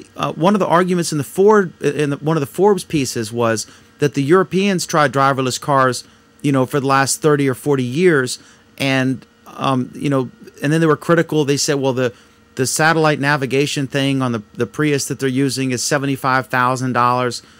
How are they going to sell these cars? Well, it's early on experimentation. And frankly, as I said, Google has the money to do this. Now, there is a potential, if they get it right, that whole X Labs thing, a lot of these things are boondoggles, but you don't know until you do it. Right, but remember, so that's what the whole point is. Remember what they said on the earnings call this week, though. They said, yes, they're always experimenting with stuff, but they're doing stuff that they intend to make money with. None of their prospects they intend to be a losing proposition in the long Exactly. They are cautiously optimistic about all of them. But they know that they can spend 100 million on this, 30 million on this, 12 million on this, 500 million on this, and end up with one of them is $1 trillion idea, like the driverless cars could potentially be. If they can come up with a solution to mobile high-speed internet.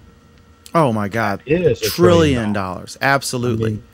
And that's what I was trying to say.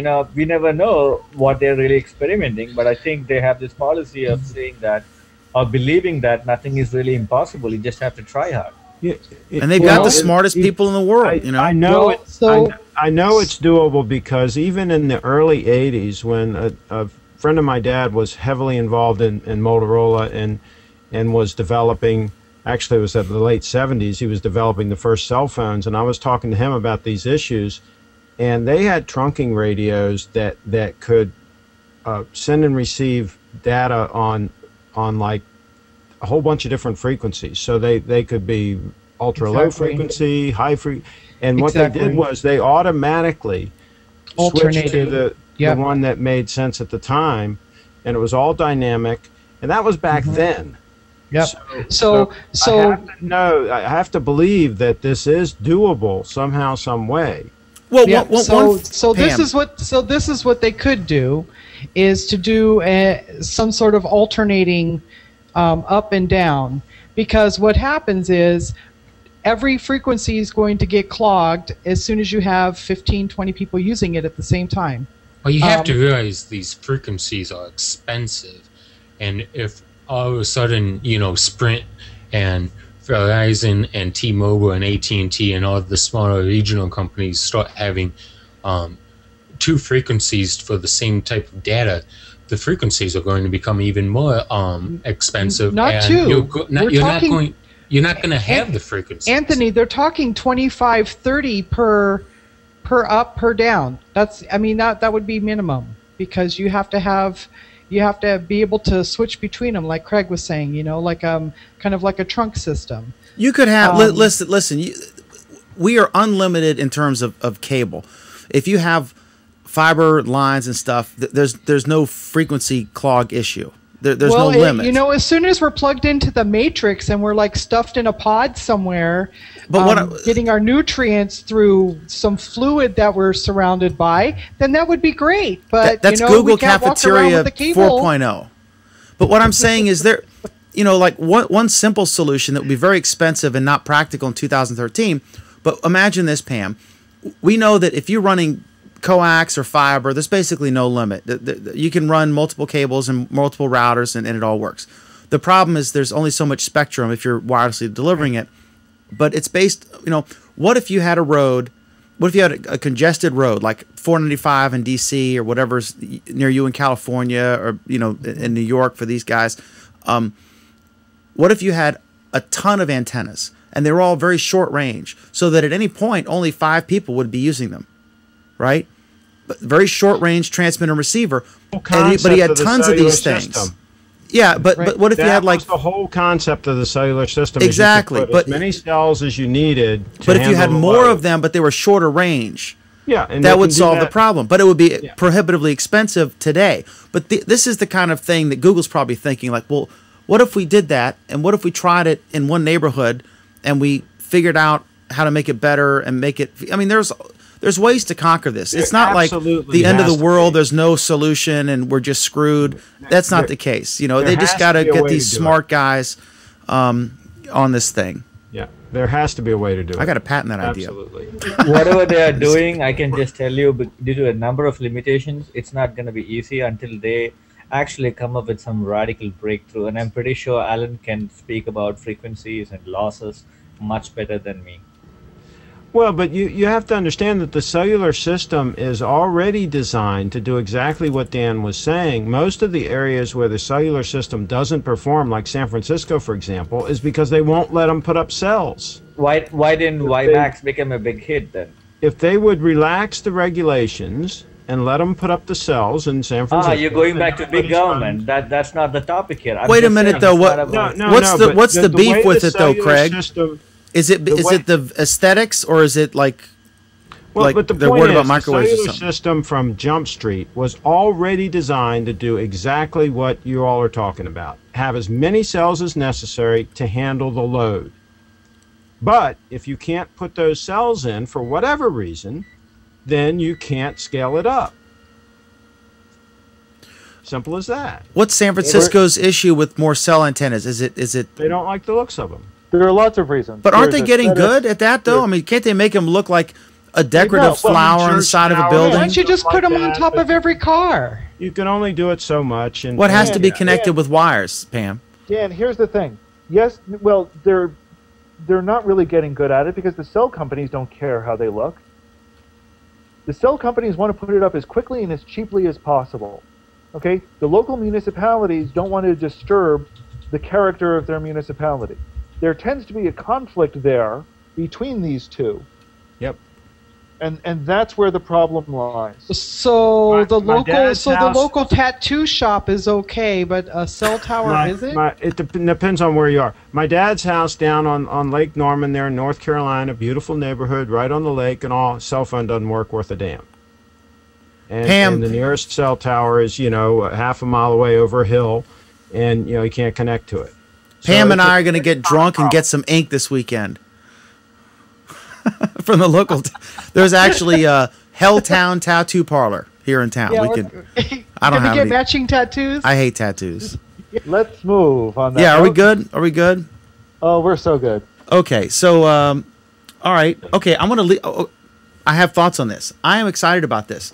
I posted a different story, which I can't find now, but the discussion of a Google smartwatch.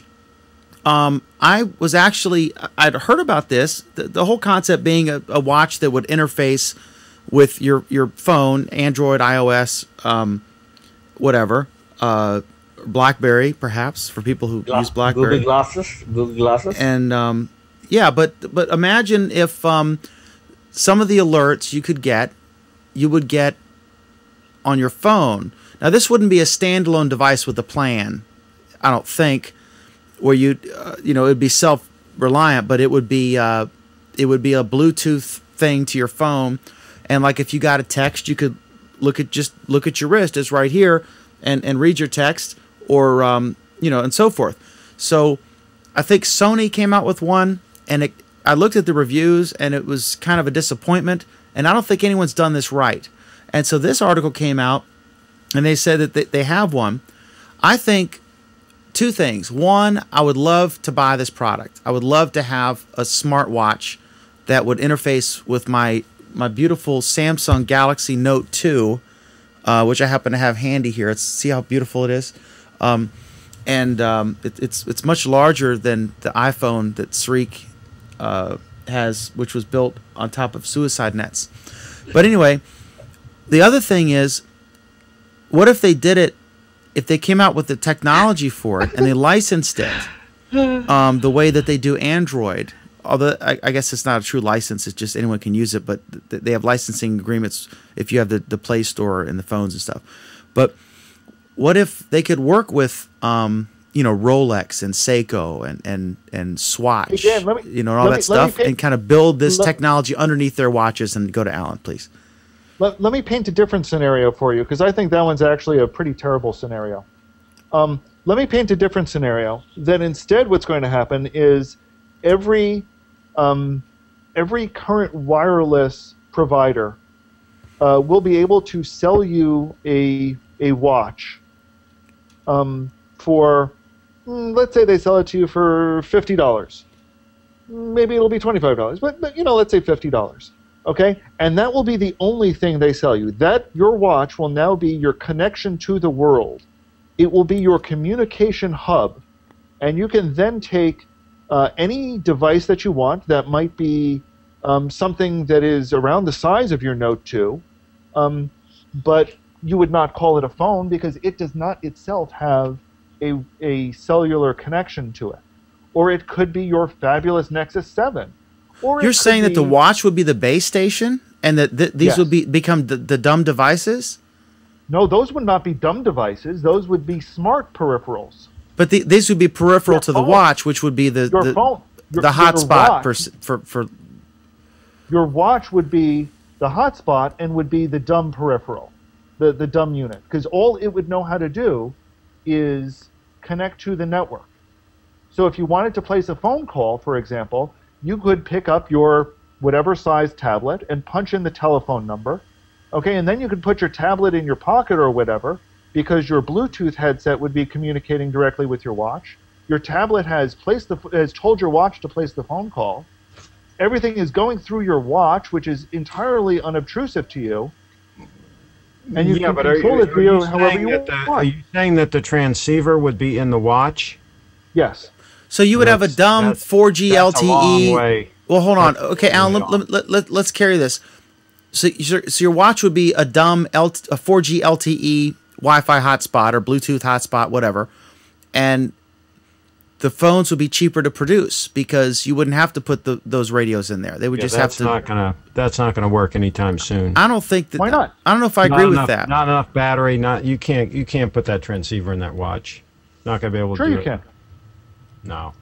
Sure you can. When you don't have to have the battery also powering your display, which is what's sucking up almost all of your battery. It's sucking up a lot, but you're still going to need a lot of battery to just run that transceiver, that cellular transceiver. Well, one thing, you wouldn't need a full operating system. You wouldn't need, unless it was able to do text messages and stuff right in the phone, but you're not going to be able to reply to a text message. You can read one. I mean, big watch. What kind of a keyboard? My God, you know. Can you imagine the Galaxy Note 2 or something on your the wrist? The Note. No, but that's the point. Yeah. You don't need to put it there. The entire shape of the cell phone, the entire shape of everything that we're working with nowadays, is based around the screen size and shape. You can get antennas in a shape that very naturally works on your wrist. I think you'll be able to get batteries that very naturally can power that. Go ahead, go to Pam. Before that, Mike, can we hear some watches anymore? Cliff Roth says, "Egads, who wears watches anymore?" But what if your watch was an Android or iOS compatible smart watch, and you could get your texts, or I don't even know exactly what to do with it. I just think it'd be cool. I still don't want to wear it. I still don't want to. Does it look like I'm wearing anything on my wrists? Don't want it. Do you wear a necklace, Pam? I make necklaces, but I don't wear them. Oh, but could you do that again, Pam? I missed that view. You want me to stop? Just kidding. Oh, you've missed quite a. You haven't watched our show from its inception. If we could get Pam to do that, we could at least turn this train wreck around. 2 more beers, that shirt's coming off, Mike Ellis. Someone get Michael Daniels' comment, please. Well, I think it's a good idea. I like the idea. I think it's a matter of form factor. Oh, I'm sorry, Michael Daniels. Pardon me. I thought you asked for me. No, you can keep answering. That's fine. So I think it's a good idea. The form factor changes. I understand Pam's reticence to wear a watch, but I think a lot of people, for many, let's say decades at least, and maybe centuries, wore watches. It wasn't uncommon. It's only faded out recently when everybody started carrying a cell phone that had the time clock on it. I think. Mike, can you say that in Mandarin now? Yeah, Ellis, how many? Okay, serious question. You do German Hangouts. I apologize for going off topic here. You just left to do a Mandarin thing. How many language? What the hell? Are you applying for a UN job or something? What's the deal? How many languages are you studying right now? I'm not studying. I'm only studying German, but I'm one of the moderators or owners of the Language Practice Hangouts Community. And we have constituent languages, and I was helping the Mandarin host get started with his page tonight. Wow, that's awesome. He's doing his first hangout, inviting people in who want to practice learning Mandarin. I would totally make him send me some food, because I bet he's a really good cook. I apologize. We had a comment here before we got go to Anthony. Michael Daniels says, my phone is a hotspot now, and I get about 4 hours. And then David Ultra says, skip the watch and go directly to glass.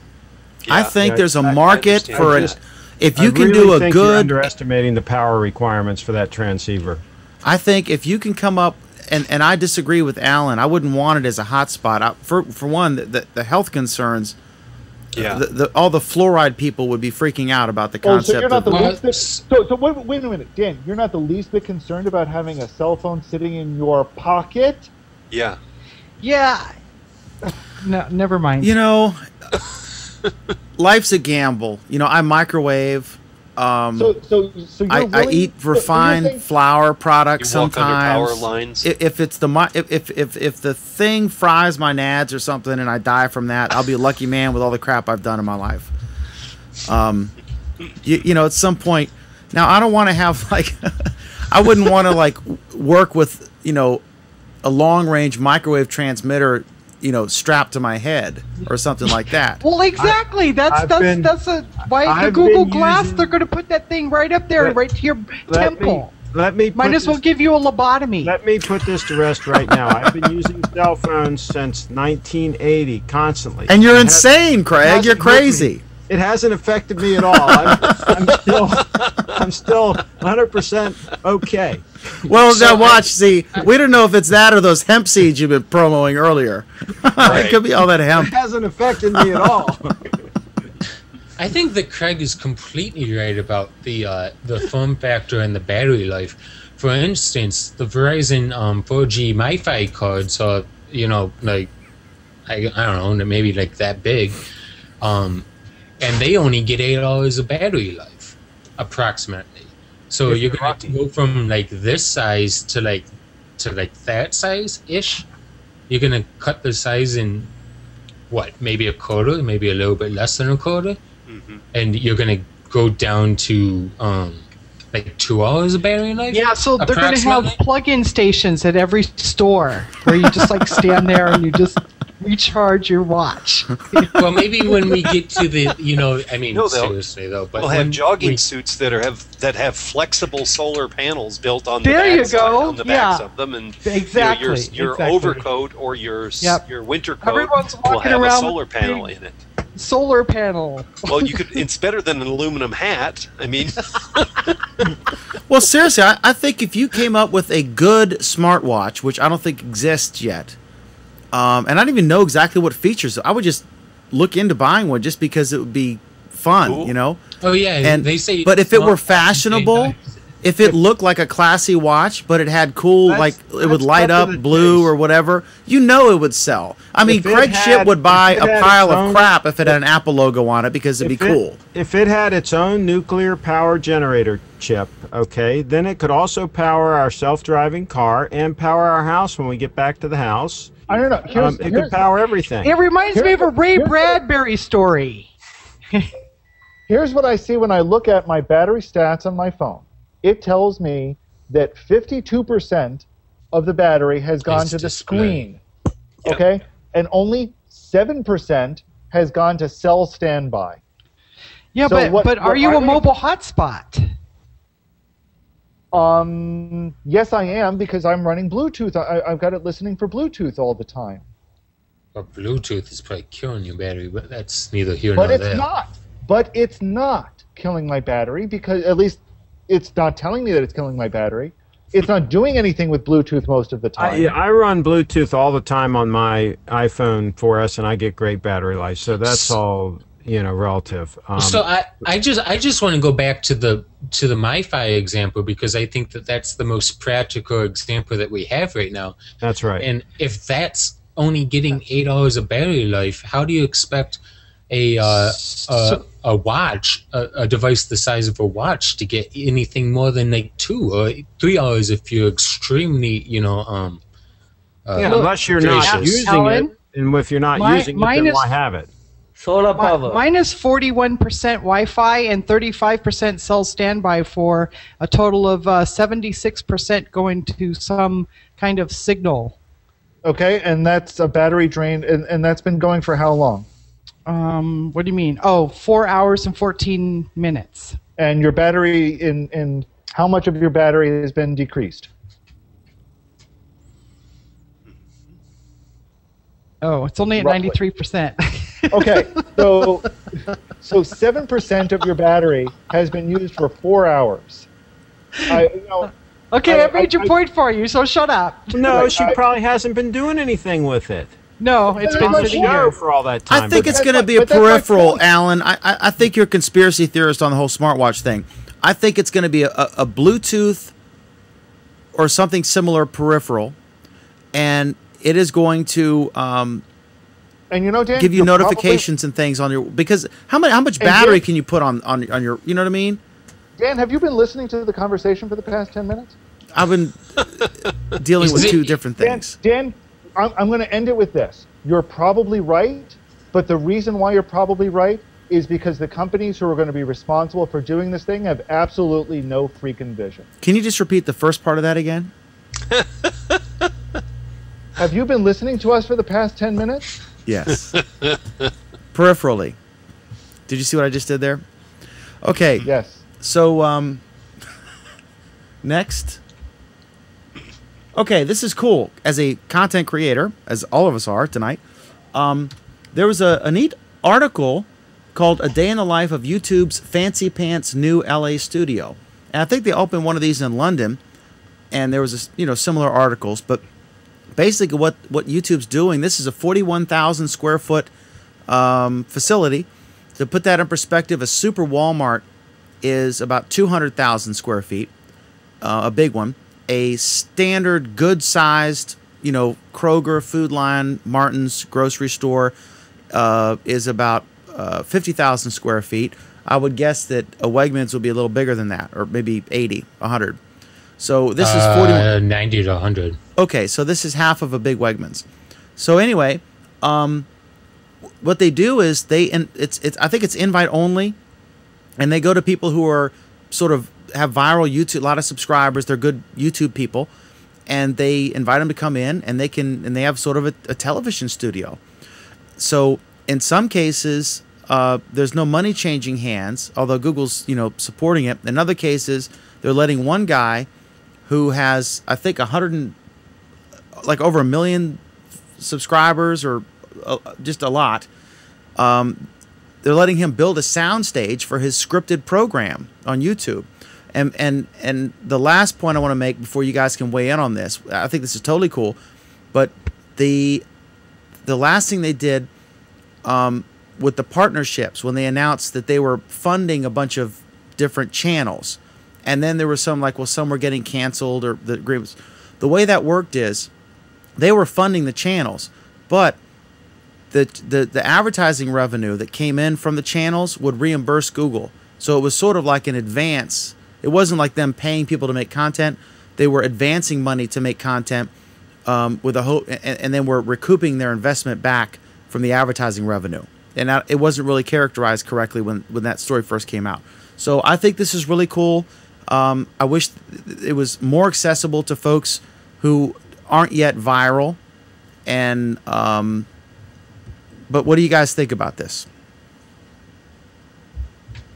Well, you got to feed the people that are making you successful before you start feeding the people that have no success yet, right? I mean, I understand what you're saying about, giving people an opportunity to be successful. And that's probably maybe coming down the road. But right now you have to, be helping the people that have already been successful because they have proven track records. Why don't they just help people discover content, such as this, for example? When somebody clicks on the Hangout tab and wants to watch a Hangout, why don't they have this show pop up there? Why don't they just fix something like that first? Because it's 2.5 hours long. I'm just using this as an example. Why aren't there a whole bunch of them that are popping up there that are, options for things for me to watch? Because we've got about 20 levels to go before we are massively high-quality content. Right now, we're just high-quality content.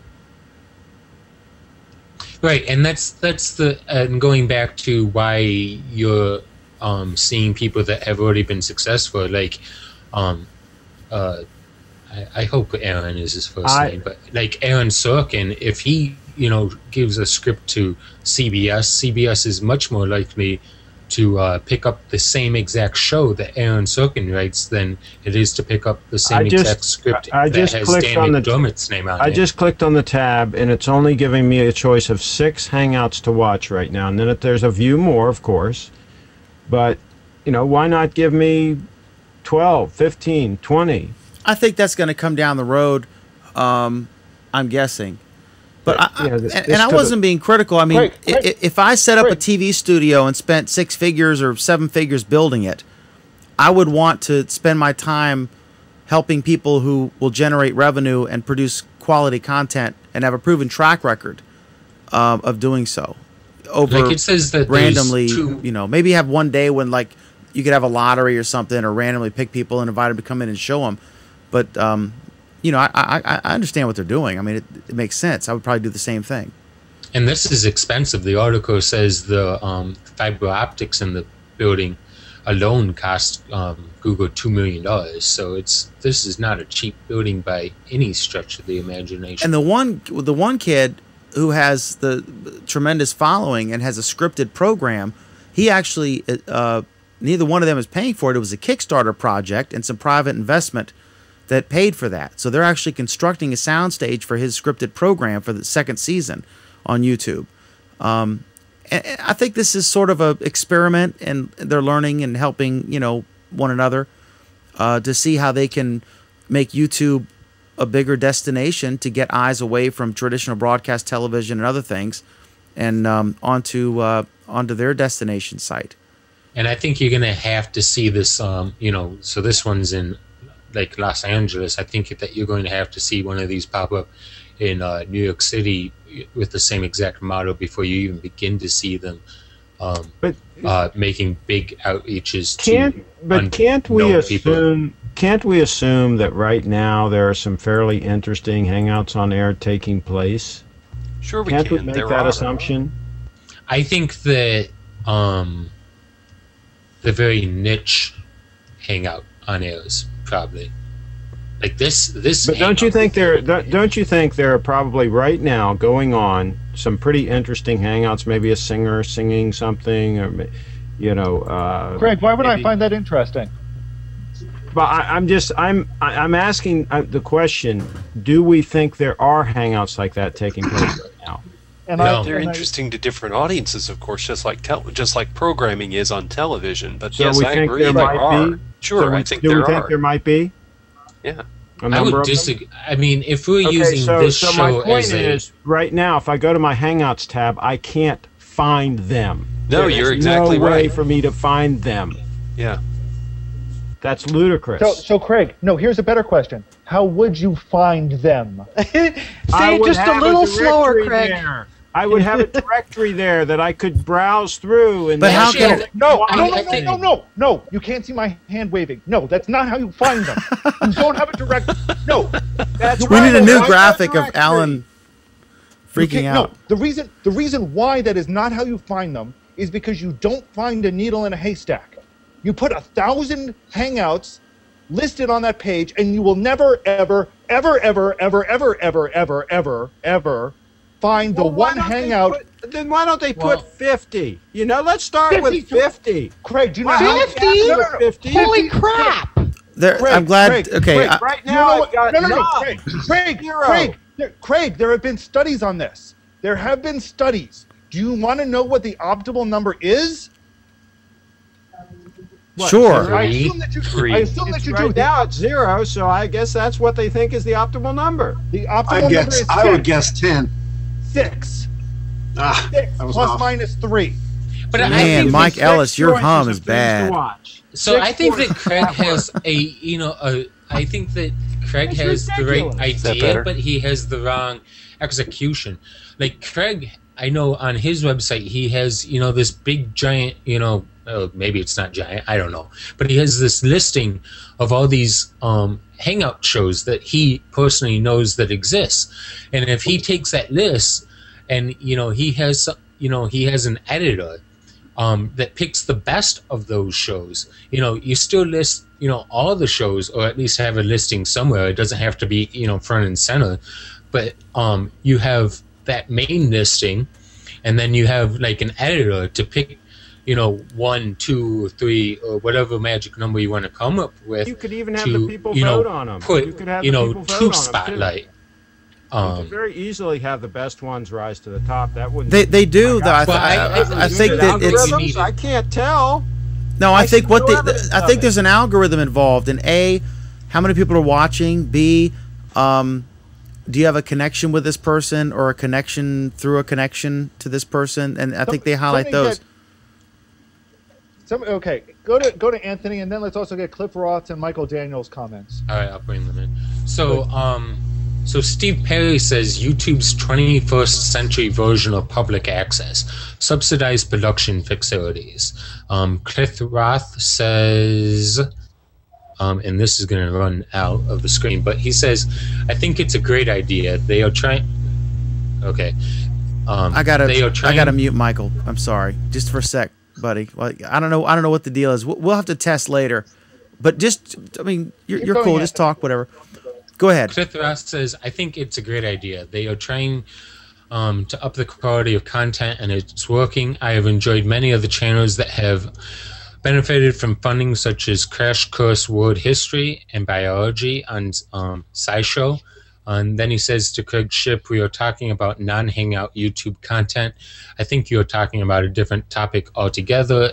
And Michael Daniels... Let's address Cliff's points first. Okay. Craig is talking about non-Hangout YouTube content, but I think what Craig is trying to say, and I always hesitate to put words in Craig's mouth, but I think what Craig is trying to say is he's trying to drive home the point that there are quality Hangouts on air that are getting there and should be getting some attention from Google. And I think Google's reply is, if you're talking quality, the stuff that they are funding right now is way, way, way better quality than what can be done with a Hangout on air right now. And this is why, I wasn't trying to diss this show. I put a lot into this. I know a lot of people are putting a lot into the Hangouts on air, but the YouTube videos that are getting the funding right now are amazingly superior quality. Okay, but that's fine. Okay, let's say they are. But I started out by asking the question, do we think there are some high-quality Hangouts taking place right now? So if we assume that there are, in other words, there's somebody in a studio with great lighting, with great mics, and she's singing a song or whatever, and there's some people hanging out, and then they're interacting and commenting, and it would be something that would be kind of interesting for somebody into music to watch. Let's say something like that was happening. My point is, if I were Google and I were interested in content, the first thing I would do is find out if things like that are happening already, that I'm not subsidizing at all. And I would go out and find them and help promote those. And Craig, the answer is they did, and the YouTube videos are still vastly higher quality than what can be done in a Hangout on air today, and they did go and fund them. It's not like they randomly plucked somebody who was doing nothing out from thin air and gave them this incredible opportunity. What they did was they found people who were doing amazingly good work. And when I say amazingly good work, we're talking about people who are already doing, Dan does some work with a green screen behind him. We're talking about people who are producing entire shows with green screens and green suits. Okay, that's the kind of production level that we're talking about that they funded to kick it up yet another notch. And Google is doing that kind of stuff with what's going on here. I mean, as Cliff points out, they're the one, they have backed Daria Musk. Okay, they have pushed her into more of a limelight, and that's just with Hangouts on Air. In fact, Hangouts on Air and the studio quality mode have almost been tailor-made for Daria. Go to Michael's comment, if you could, Anthony. Okay, so Michael Daniels says, communities is a way to do this. I know people are very interesting of doing a hangout in a community that I can go join right now. That is the way to search for your interest. And I think that's a really valid point, is that communities have started to become the various channels. And if we think back in terms of primitive TV channels, that's kind of what communities have started to organize around. And I'm going to put this out there again, because I've said this at least 3 times now. We've had a lot of people asking us why we don't have a community for Google Plus Week. And I'm going to turn it around and say, if we created one, what would you expect to see in that community? Send your messages to Dan and I. Alan. We'd like to know. Alan, back up a second here. Okay. So let's say there's a community, and it's a community about singers or whatever, and they do live shows every night at 8 o'clock, and they're great shows, and so forth. Why not surface that? Why not, when I click on the Hangouts tab, tell me that such and such community is having a hangout right now? Would you like to A, watch it, B, join the community, whatever? Why not surface that and tell me about it? I have no idea this stuff is going on. Well, I'll tell you why. I mean, one good reason is that's a really, really crappy way for discovering that sort of thing. If I am not the How least... else am I going to discover it? You join the community. If you're interested in live music, you're going to do a search for live music. You're going to discover the community about live music, and in that community, I'm just you're going to be get talking about lucky it. and just happen to find the community that's doing shows and join it. Craig, They talk about a needle in a haystack. Well, that's the alternative. You know, there's the other. The alternative is surface it for me. Google has the algorithm. They know these people are doing a show, and they might know that it's a great show. They can see how many people are viewing it, right? They can see how many people are commenting on it. Craig, that doesn't scale. I don't know the numbers, but let us hypothetically say that there are 1,000 Hangouts on air going out at a time. You're going to display all 1,000 to me? Because I can assure you, give me a choice. I want to see the 10 most popular. Give me the 10 most popular. I want to get the 20 most popular. Give me the 20 most popular. My gosh, aren't they good at this? Yes, and they're good enough to know that that's the absolute stupidest way to do this. That is without a doubt dumb as dirt. And I guess that's why most people watch cable TV, because they can sit there and scan through the channels and pick stuff to watch. And if Google wants to compete, they better get off their duffs and do something. I think that they... He's right. Alan, he's right. That is why people watch TV. And on YouTube, that's how it works on YouTube, too. People will watch the video, then they'll see the related videos on the right-hand side. They'll click on one of those, and then it's like the rabbit hole, right? Then they'll click on one of those, and then you end up watching some guy scratching his butt. At the end. Or like my dad likes the war movies, so he gets off on the war movies and he watches all of those. I mean, it's not rocket science here. People want to watch something. Craig, it's a bit like channel surfing on TV, on cable. Craig, your example actually tells me why your own method wouldn't work. Because if they only displayed the top 3 channels at any given time, cable television wouldn't exist. I didn't say top 3. I'd like at least 20 or 30 myself. I just want to. I want to be able to scan them all and see another 20 or 30. Then pick top whatever. And I'd like to be able to go by category too. The fact is, the rest of them wouldn't exist. Google knows what they're doing, and they know that search is the way they're trying to do it. That's why they're giving you things like communities, because that's how you're going to search for it. They know what they're doing. I'm not going to search for Hangouts and search. They know what they're doing. I'm not going to search for Hangouts and search either. But if those things come up, that's how they're expecting to deliver it. You do search for things in YouTube. I think they've acknowledged that discovery is an issue. At the same time, they have not made what we do a priority. The paradigm they're in is that Hangouts are, and correctly so, primarily a social interaction between people. Sometimes private, sometimes public. But the number of people who do shows like this, I would guess, is less than 50 or maybe 100. We don't even know, Dan. That's the point. We don't even know. There could be 1,000 people doing this right now, and they're off on an island somewhere. We have no idea. Last question from Anthony, Craig, and Alan, and whoever else wants to chime in. Are they taking this seriously as a platform for shows or not? Do you think is there enough content out there to where focusing on trying to have categories of different types of Hangouts and stuff like that would even be worth their while? I don't think that there's any good way to measure how much show. Let's call it, like, whatever we're calling this a show. I don't think that there's enough. I don't think that we know how many shows there are.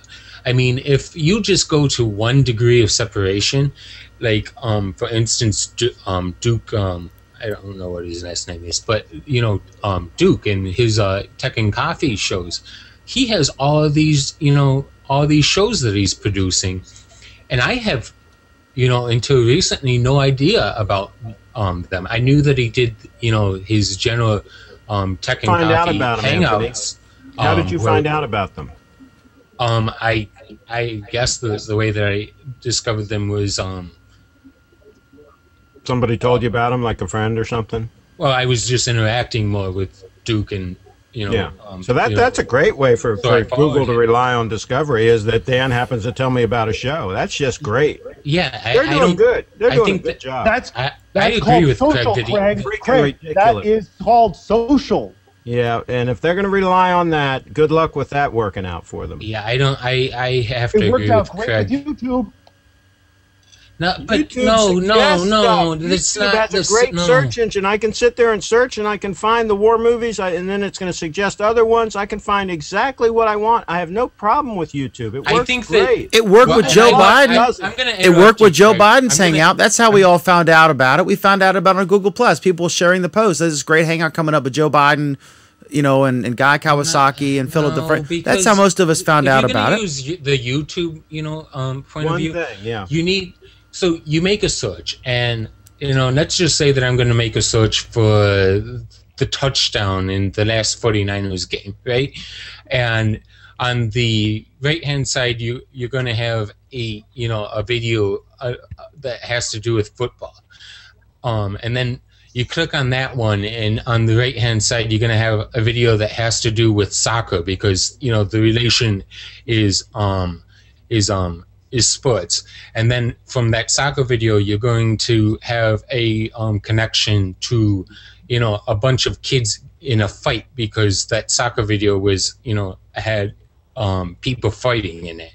And in the next video, you're going to go to a cop video, because, you know, cops, fights, whatever. And in the next video, you're going to have, you know, a police chase. And, you know, very quickly, you've gone from this football video to this cop chase video, and with Hangouts, you don't. If you have the initial video, the initial Hangout that you've discovered, you don't have this push into other Hangouts, because you don't have any discovery. When you go to the Hangout tab, all you're going to see is I think 6 Hangouts, and then it says more, and all it does is it takes you to the Hangout search, and so it gives you the stream of the Hangouts, you know, coming into the stream, which there's no way that you can search by subject matter. There's no way you can search at all. You're just, I mean, there's no discovery mechanism.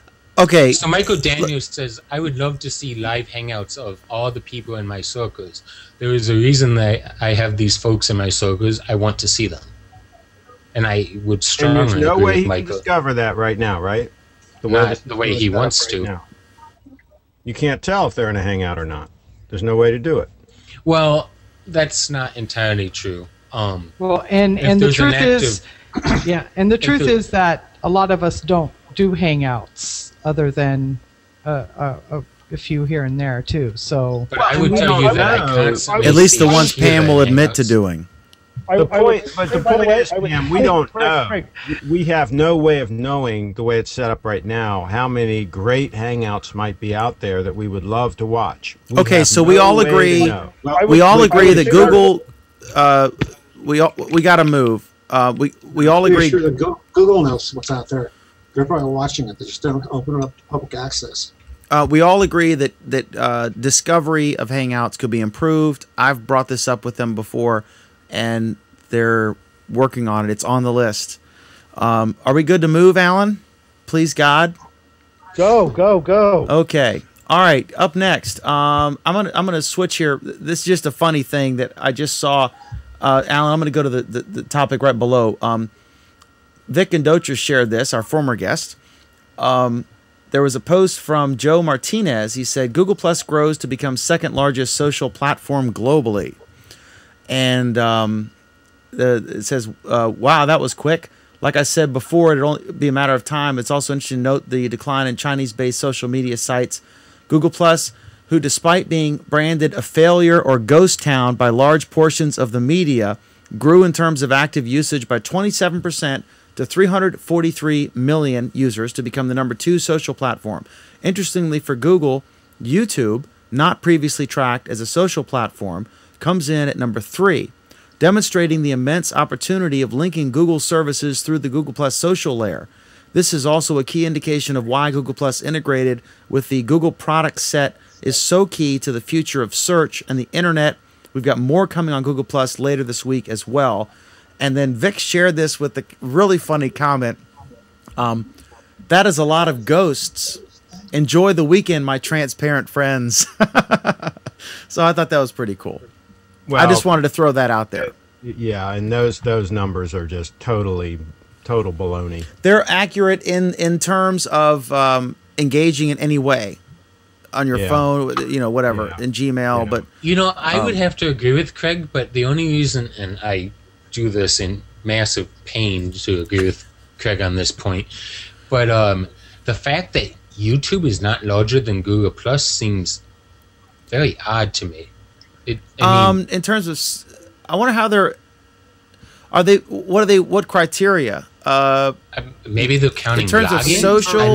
Maybe they're counting like comments or likes. You know what I mean? Yeah, for dislikes. one thing, the engagement that I get on YouTube, on any of my content that I put on YouTube, there's just no comparison to the engagement that I get with Google Plus. And I've only got 600 subscribers on YouTube, and I've got 10,000 people that have circled me on Google Plus, and I don't get hardly any engagement on Google Plus for the exact same content. Now we're back to the same thing, and of course, if I put it on Facebook, the interaction is like 20 or 30 or 50 or 100 times what I get on Google Plus. So, for him to act like they're anywhere near something like Facebook, for example, is just, I don't know what he's been drinking in the water out there. Pam, you got a comment there? Oh, okay. This is on our previous topic. Steve Perry's saying, search for Hangouts on air now, and you get loads of HOAs that are on right now. Okay. All right. So, all right. So I just thought that was funny. He's Vic's witty comment. That's a lot of ghosts. My transparent friends. This next one is interesting. Google's being criticized for rewarding content scraping. And so I see both sides of this. What happened, there was a story in The Verge. It was a wonderful story with a wonderful video about arcades from the 80s, right? And here's the description. This is from John Herman from BuzzFeed. And he said, on January 16, The Verge published a story about the past and current state of the American arcade industry. It was nearly 8,000 words long, beautifully laid out, and accompanied by a TV-quality video documentary. On the 21st, the Huffington Post published a short post with a link to the story. It contained only a snippet of intro text, taken directly from the original post. Its headline was almost identical, The Life and Death of the American Arcade, to The Verge's For Amusement Only, The Life and Death of the American Arcade.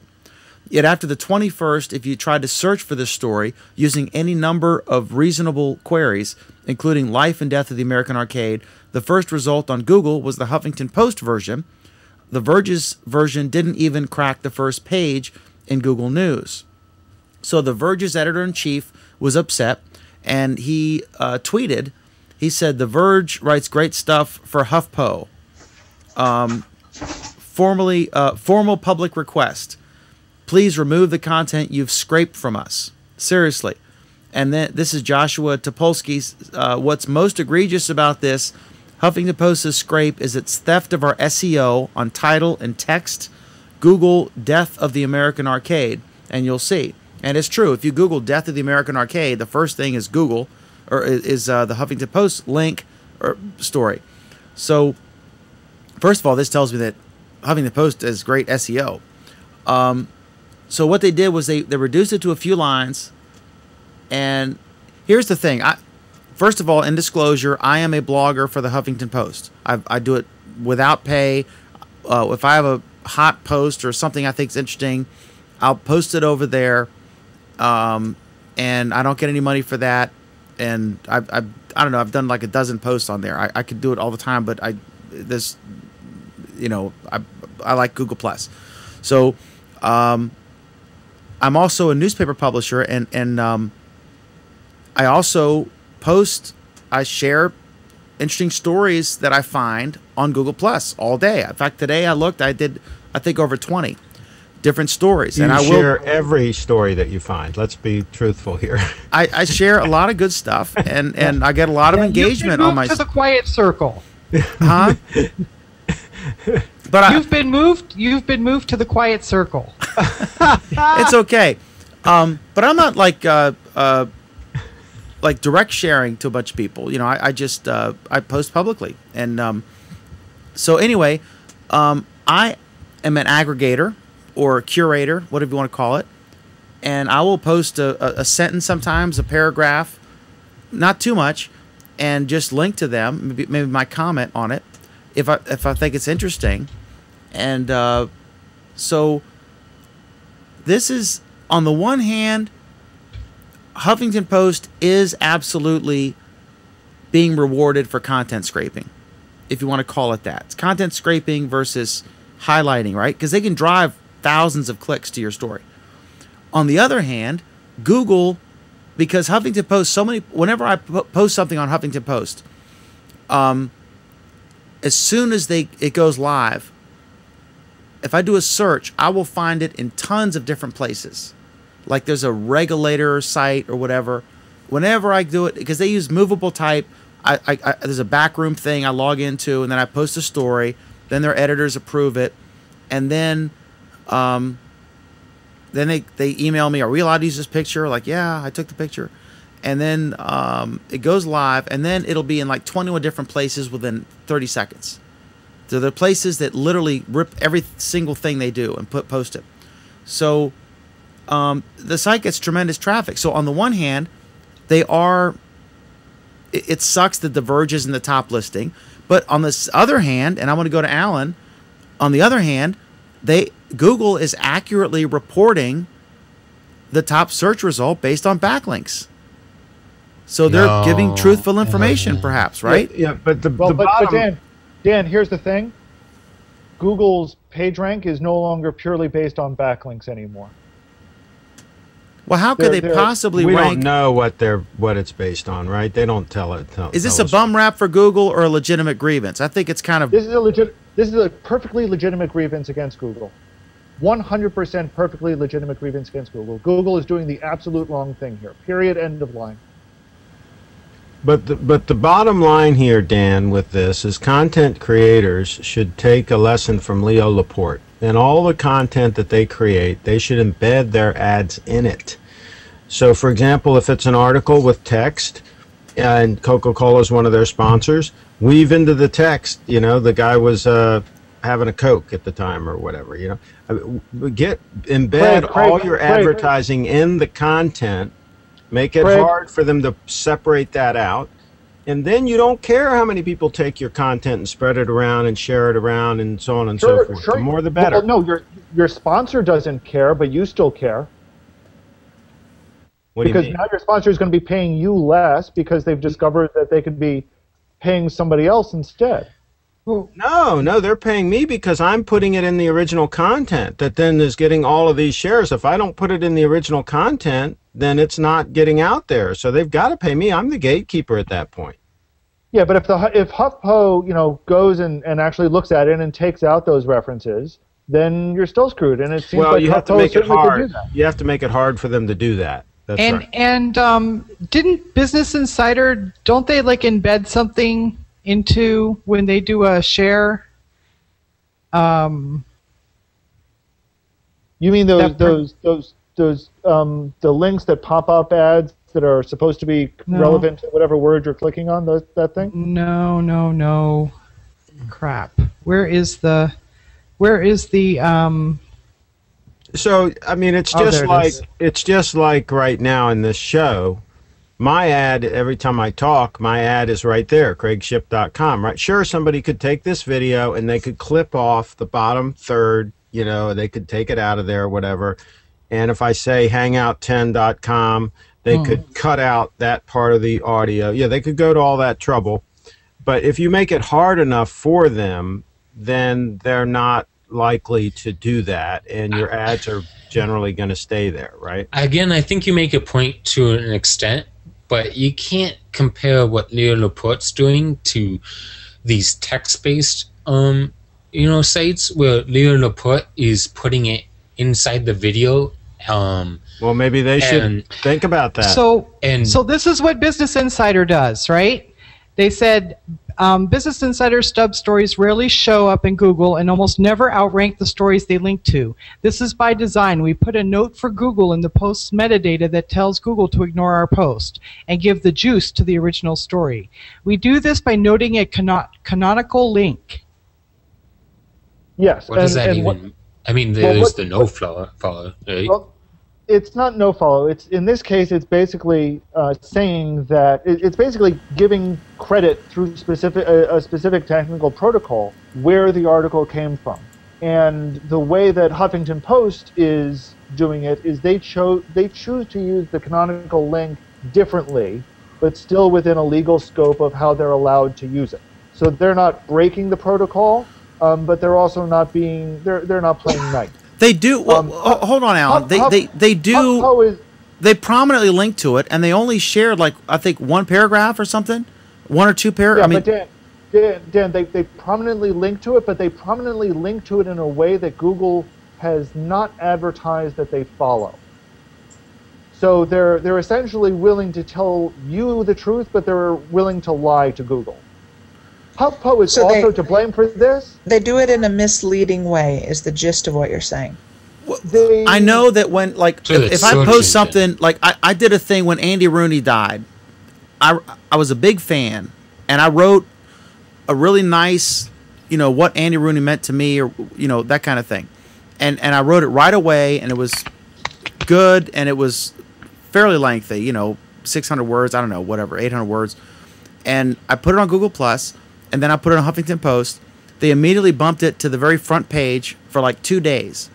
And the traffic was, the comments and stuff, it was way, way more from Huffington Post than from my original thing on Google+. Now, obviously, back then, the Verge, for any of us, the Verge is a way bigger destination than any of us.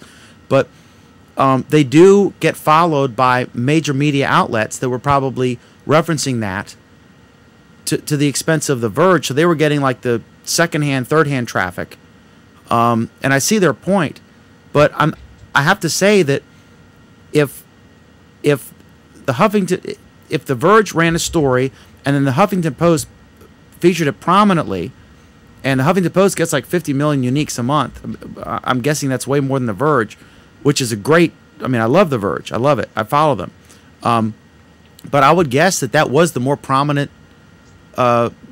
destination on the web for that story, and they didn't go overboard. They didn't do like a Mashable and like rewrite the whole freaking article, and then maybe not even link back to it. You know what I mean? They actually just put a little bit similar headline, or almost verbatim headline, but just omitted a few words and had a prominent link. And they do that. I'll put stuff at the very top. This article originally appeared on Google Plus with a link at the very top before the first sentence of the post on Huffington Post. I'll do that, and they honor it, and it goes out, and they don't care. They don't care if it's exclusive. They're fine with, reshare stuff as long as it's content that they can monetize, and then I just get to get more people to read my stuff. So I see both sides of this more than you guys do. I think. Here's the difference in kind of what's going on here. The way Huffington Post is dealing with some of their stuff is that they're essentially saying somewhere in the article they may be saying, or to use an analogy, going to a newspaper article, which you may be more familiar with, and you may be more familiar with it because you publish newspapers. It's more like saying, as part of the article, 3 or 4 paragraphs in, you might say, the AP has reported something, and then keep on going, as opposed to prominently saying at the top or at the bottom of the article, based on sources from the Associated Press. Okay, embedding it inside the article is kind of casual. Embedding, putting it clearly labeled at the top or the bottom is the official way that you're supposed to give that kind of recognition. What HuffPo is doing is they're saying, essentially somewhere in there, they're handing, they're saying where they got the information from, but they're not doing it in such a way that Google has said they're paying attention to it. Google, I mean, and that's it's an algorithm in this case. It's an algorithm, and in the same way that conservatives will go to Drudge Report and liberals will go to Huffington Post, conservatives will watch Fox News, and liberals will watch MSNBC. They're aggregators. Dan, what you're basically saying is that Google should be treating it as a popularity contest. And by that token, you're essentially saying that the New York Post should be treated as the newspaper of record instead of the New York Times, because the New York Post has a higher circulation. Well, and that, I mean, don't you think that that's the basic algorithm that made Google what it is? That they would look at how many different sites linked back to something, and they would value those sites. Like if it was a content farm, they'd diminish those guys. But if it was the New York Times, like the New York Times has linked back to me. Dan, that's it. I mean, Google Plus has gone beyond it, and they've gone beyond it because they're trying to weed out low-quality sites that do nothing but copy data from somewhere else. And from this article, and I'm not saying I know this from firsthand experience, just from this article, that's what the Huffington Post is doing. In this case, they should take into account if someone writes a long blog post. Let's put this in perspective. Let's say it's some new Google Plus user who has 400 followers, and he writes this really eloquent post, in depth about something. And then I share the post, and I share the title, and I say, man, this is really great. I learned more about this widget or whatever it is from this guy. Check this out. And then I, put in quotes or whatever, or italics, or put the first paragraph or two. If it's a long one, if it's a short post, I'll just put a sentence. I try to be respectful, and I try to, whenever I post something, I want people to click on the original source and comment on that. I don't want people commenting on the headlines. I can't stand that. I want them to read the original thing I'm sharing, and so I will. If it's a lengthy 5-page thing, I might put 2 paragraphs in quotes, but almost never more than 2 paragraphs. If it's a shorter post, I might put 1 sentence or maybe a paragraph, because I don't want to give too much away. I want them to click, right? And then comment on the full story, rather than just, so many times you see people, they're called, I call them headline readers. You'll be in a coffee shop or a bar or whatever, and you'll see people, you can listen to them arguing about politics or news or whatever it is, sports, and they haven't read the article. You can tell they're familiar with the headline, and then they launch in a vigorous debate about it, and they don't have a freaking clue what they're talking about.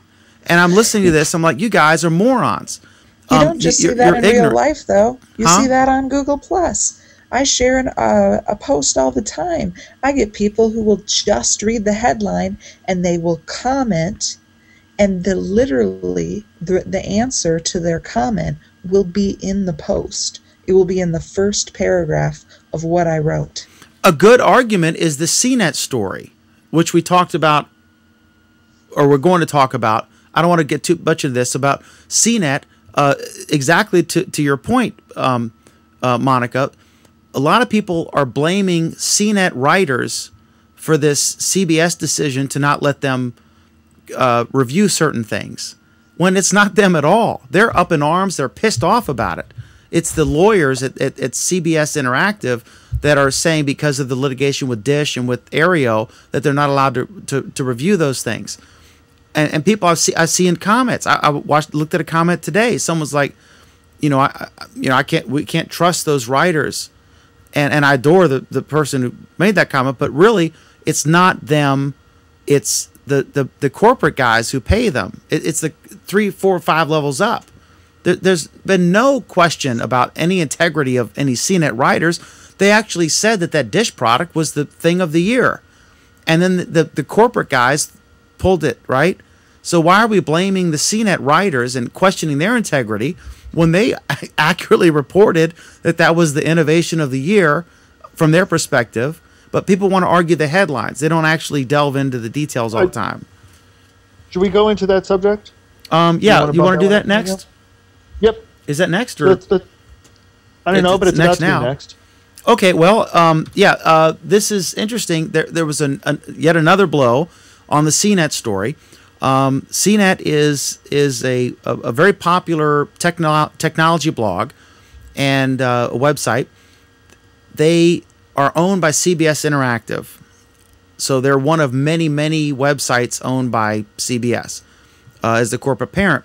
So the first inkling of this was they reviewed the Dish Network ad skipping thing as their product of the year and one of their things or something like that. And then CBS Interactive, their parent, said you have to withdraw that recommendation, that review, because we are in active litigation because CBS is suing Dish, and their latest allegation is, or their latest point of contention is, that when they were negotiating with Dish to carry CBS programming, that they didn't reveal that they were coming up with this TiVo type thing that would allow you to skip ads. And then they got a lot of heat for that. And then the second thing that just came out today was there was something about Aereo, which is a New York City based service, which is basically capitalizing on the law that says you have a right to receive locally broadcast signals, and you have a right to do so remotely. So what Aereo does is they have a little tiny antenna for each subscriber, and they set the antenna up in a antenna farm, and then they will allow you to have sort of like a little TiVo type thing where you can watch the shows on any mobile device. You can pause them, you can save them, you can watch them later. And they're saying that they are bypassing the pay to carry rule, and I'm way oversimplifying this. And so CBS is suing because they're losing revenue. It's a competition from the cable services, which are ridiculously overpriced, and that's a whole different story because of all these bundling things that go on. So they're suing Aereo, and hopefully they lose.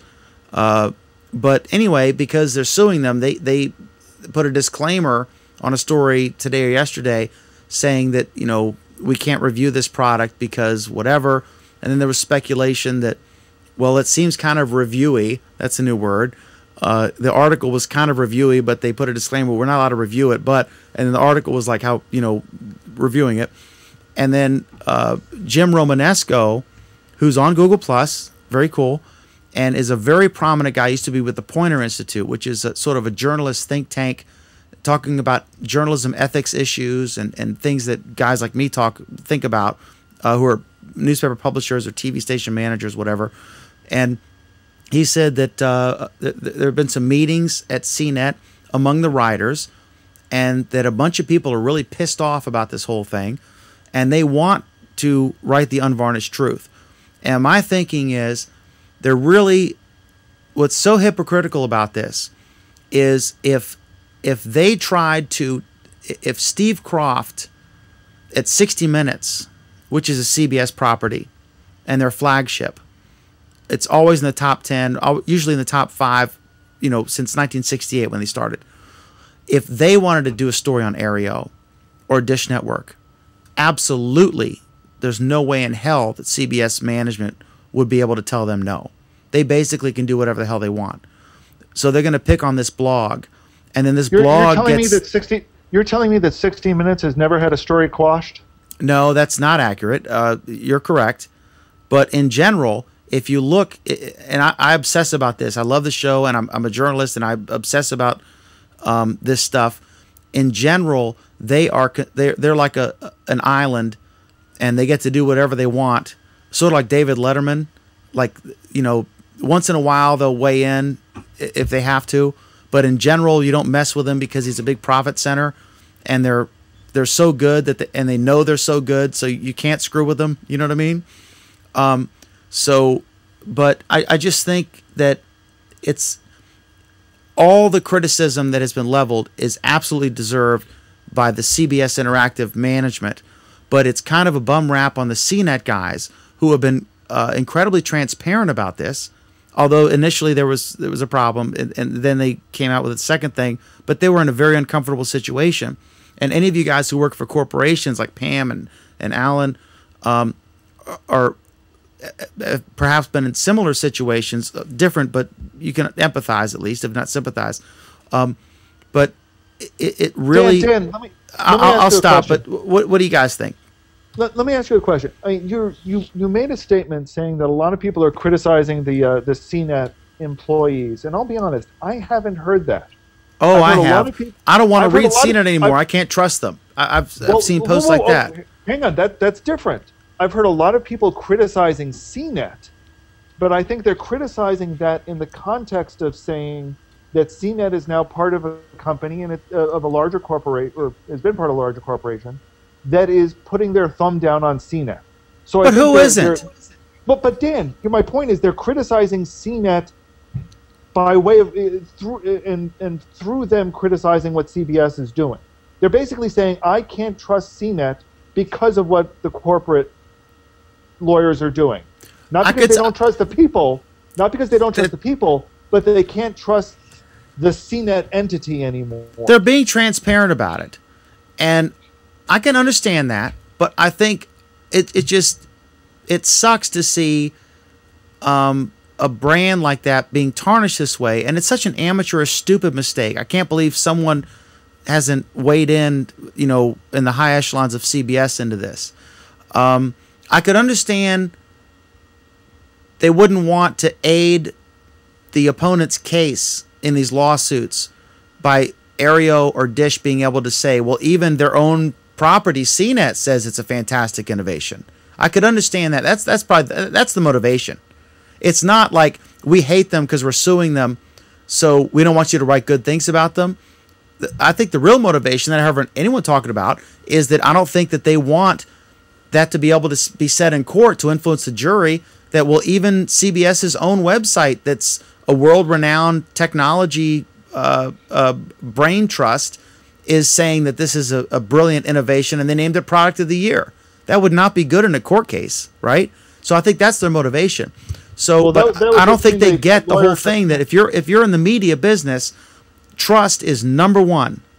And if you're in the news business, you got to have trust. If people think you're on the take, or if you're manipulating the news coverage for your own gain, then you have nothing and you've destroyed your property. So I think they're going to survive this. But I see, in being involved in, you know, in this business, I see this. So what, you guys duke it out. Pam, I think it's been duked out. Let's move on. Yeah. Are you serious? Yeah, you said it all. I completely agree with you. I know it's amazing, but yeah. Who's Craig? Monica you want to can't write possibly. that down? Monica Put that never agrees. timestamp there, Alan. Here, I'm going to channel Craig here. Craig I think we're good on this one. Okay. Let me channel Craig briefly. Craig would say that this is a clear indication that the old media is about to collapse in upon itself, and that nobody's going to trust them anyway, and that this is the perfect opportunity where where all of the CNET employees should quit en masse and go work, and I put work in quotes, obviously. Oh, God. And publish all of their stuff on Google Plus and through Hangouts on Air. Yeah. And that's me channeling Craig. If you can find them. Did it so excellently. More waving of the arms would have been nice, but like that's the gist of it. here. Yeah. Okay, so up next, a story about Microsoft from Priz, which I don't know anything about, but I will listen to, and after hearing your version of the headline, I will vigorously debate you on it. So go ahead. Let's go to Alan for the intro on this. Sure. This was an interesting article that I ran across.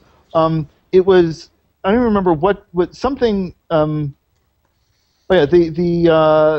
headline on it said Microsoft still can't find its future. Is it too late for the company? But if you looked in the URL, the URL for it was "Sell Microsoft now, game over, Ballmer loses." And basically, the argument, the point that the story was trying to make was that they needed a really good Christmas sale season. They didn't get it. Ballmer is tightening the screws inside, and if you're an investor at Microsoft, you should sell now because Microsoft is a sinking ship. Explain real quick before you hand it off, Alan. Explain. It was very interesting. You made an observation in your topic listing, the difference between the headline and the URL. He already explained. Oh, did you just do that? Dan, are you listening to the show? Oh my God, I'm sorry. He already did. Okay, I apologize. That was wild. Yeah. Do you think they censored it afterward? They're like, oh, maybe we better not do this? No, I think that it was the left hand not realizing what the right hand did. The URL is usually there for SEO purposes, and I think that's kind of what they wanted the SEO to pick up on. And this is Forbes, so sell Microsoft is a pretty nice keyword coming from Forbes. I think that. What is the deal? Are they going to become the next BlackBerry, or is this all hype and well, in order for them to become the next BlackBerry, you need someone to fill their shoes, and there's no one currently to fill those shoes. You can make an argument that Google, I guess you could say you make an argument that Apple could fill those shoes, or you could make an argument that Google eventually could fill those shoes with a future product.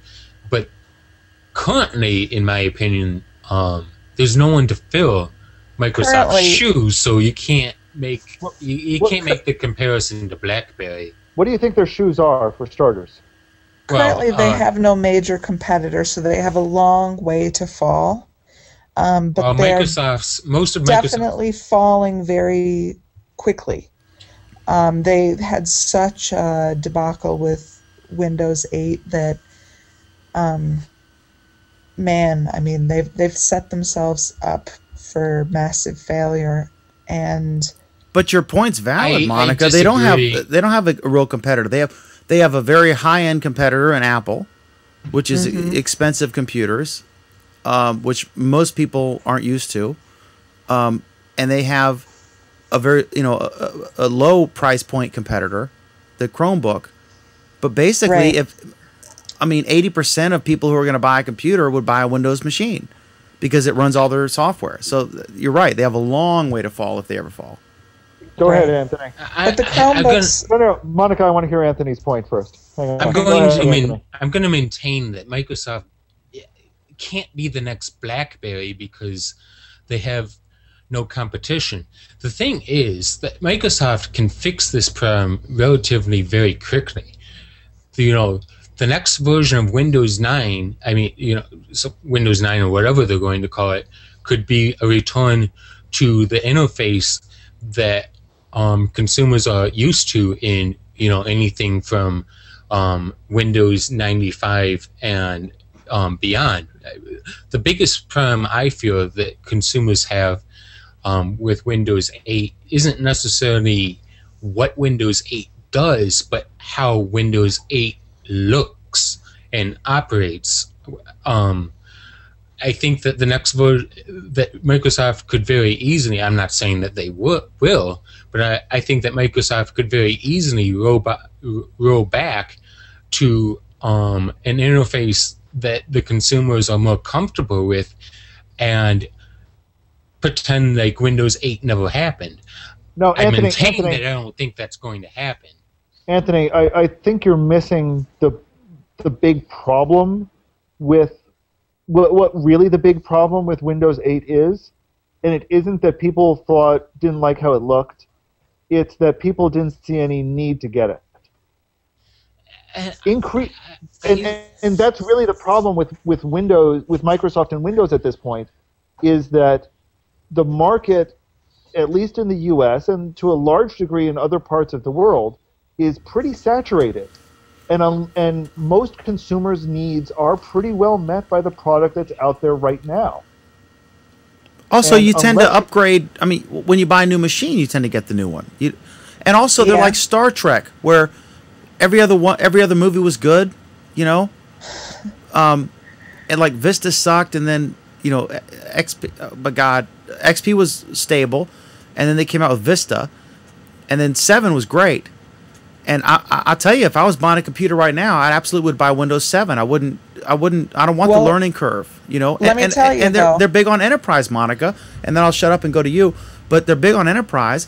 And imagine the costs. And Pam could weigh on this also. Imagine the costs of having to train a whole bunch of people on Windows 8, and the productivity that would decline initially. Makes a very good point. To your point, Dan, is that people aren't buying PCs anymore. PC sales are declining, and the reason they sold 60 million Windows 8, their last number they put out. I mean, that's not chump change.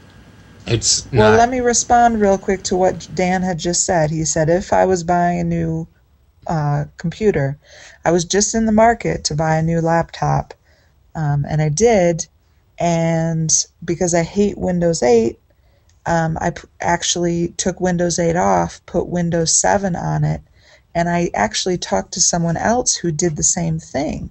Like, this is very common. People are buying new laptops. They're getting Windows 8 on it. They can't deal with it. They hate it because it's horrible. But the problem you run into is if you take Windows 8 off of these new machines and you put Windows 7 on it, there's a major issue with drivers. Like, it'll break your sound, and it'll, like, a lot of drivers will end up being broken. So, because it's just, so then you have the issue that you have to fix your drivers. It was a multiple day issue for me, and it was a nightmare and a half to get this fixed. And I ended up just cursing Microsoft and being like, I cannot believe I have to deal with this because all of these new laptops are being sold with Windows 8, and yet it's not functional. There's multiple issues with it in that I just couldn't get used to it. Pam, read your quote, please. Pam. All right, I'll read it. So Microsoft, Kevin Bryan says Microsoft will be fine for quite a while. SharePoint, Exchange, Xbox, etc. will keep the company going until Windows 9 fixes the Windows 8 problems for good. I would disagree with that, though, because the problem is that Xbox is off again, on again. I want to figure out when. Yeah, we're not. Previously, Xbox was profitable, and they were making in the high $200 million range, and in this period, they were unprofitable, losing in the high $200 million range. So these other points, the large parts of Microsoft are Windows and Office. So these other products can't fill the gap. Short term, maybe they can, but not long term. Right, and you have to, and I think Xbox is actually a good example of the fact that we've got, they hit a saturation point when it came to Xbox. Okay, they've now sold pretty much just about all the Xboxes they're going to sell. We're going to see the next generation of Xbox coming in, November, just in time for the holiday season, and they're going to have to essentially convince everybody to rebuy an Xbox, or you're going to see that market has finally hit its total saturation point and it's going to collapse. Man, I am sounding like Craig too much tonight, aren't I? You are. Yes, you are. You are channeling him. Yeah. Get out of my head. Out, demon. All right, are we good on this? Yeah. All right. Let's move. Let's move. All right. Next up. Oh boy. Oh boy. Yeah. Unauthorized unlocking of new mobile phones set to become illegal in the United States. Is that the same as rooting? No. No. Unlocking allows you to use a different carrier. Carrier, yeah. And rooting allows you to install a different OS on your phone. Well, rooting actually means to gain administrative access to the operating system. What's the genesis of this? A lot of people will change the operating system. There are people who actually question whether this is a legal decision that they have authorization to make under the DCMA. There's a White House petition to reinstate this, and this was Monica. This was not a court that said this, right? This was a this is the Library of Congress. Yeah. Yeah, I don't see how. Don't you have a right of first sale? Once you buy something, you can do whatever the hell you want with it. I mean, that's how we have rental DVDs. Well, except for the fact that you do have the right of the right of first sale to do with it. The point is, the carrier, however, doesn't have to unlock the phone. And the reason why it's fallen under the Librarian of Congress is because it's a DMCA issue, and the Library of Congress has been given the authority to manage the DMCA. One could argue that back and forth and all over the place, and I think there are some convincing arguments there. But I think really what this boils down to is that you need to write your congressperson. The petition to the president is nice. It's a nice feel-good thing. But forget it. Call up your congressperson right now and tell them that they need to explicitly put into law the fact that your phone is your phone and your carrier should be required to unlock it. Let's face it, the U.S. is the only country where this situation exists. And I think it's no coincidence that we have horrible cellular systems here tied with this horrible lock-in. And it goes back to the fact that we've got, we don't have a monopoly. We do, however, have dominant carriers. They're doing everything in their power to keep their dominance. I would partially agree and partially disagree. The reason that you have unlocked devices in Europe and other overseas locations is because you buy your phone outright. You're paying the full price of the phone. The reason that you have locked devices in the United States is because you get a subsidized price on the phone when you sign a 2-year agreement, and that's why the phone is locked, because you get a cheaper price. But you actually own it. You're kind of renting it for 2 years. Well, right, and I would say that if you're inside that 2-year contract, that the carrier should be able to lock. This is a very complicated issue. I'm going to say things. Let me illustrate his point. Let's say, okay, like Anthony, the Note 2, it costs $900. Okay, it cost me, I don't know, $250 or $300, whatever, to get it with a 2-year deal.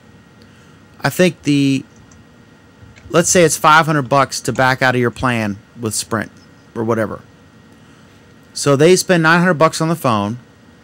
I sign up. I immediately unlock it. I pay my first month's bill, and then I pay the $500 cancellation fee. They're out $300. I've unlocked my phone. I switch to a different carrier. That is the argument for this. I don't agree with it. I would agree with that sucks. That they need to up their cancellation fee early on, but this applies to new phones early on in the contract, I think. So I could see, but again, it's those big corporations are paying the donations to the politicians, and are you getting that the phone? Wait. All right. Quick, Sreek, now's your chance. All right. So I was just listening the whole conversation. Basically most of the hangout. But Alan made a statement that U.S. cellular networks suck, right, or something similar. Maybe he doesn't use the word suck. But I was reading an article like a week ago, and then it gave me the impression that though U.S. probably took a long time to become 4G compatible or 4G deployed across U.S. Right now, I think U.S., of course, considering the size of the country as well as probably the population, blah, blah, blah, is one of the countries with probably the largest 4G deployment in the world. So how exactly is that the cellular network in U.S. is very bad as opposed to other countries? Okay, I'll concede the point. Okay. Okay, so we're good on this, I guess? Yeah, move. All right. Up next. Facebook, one of our favorite topics. Twitter created this service called Vine, which is sort of like, it's being compared to an animated GIF where you can create a short video and easily share it to Twitter. And a Twitter-sized video.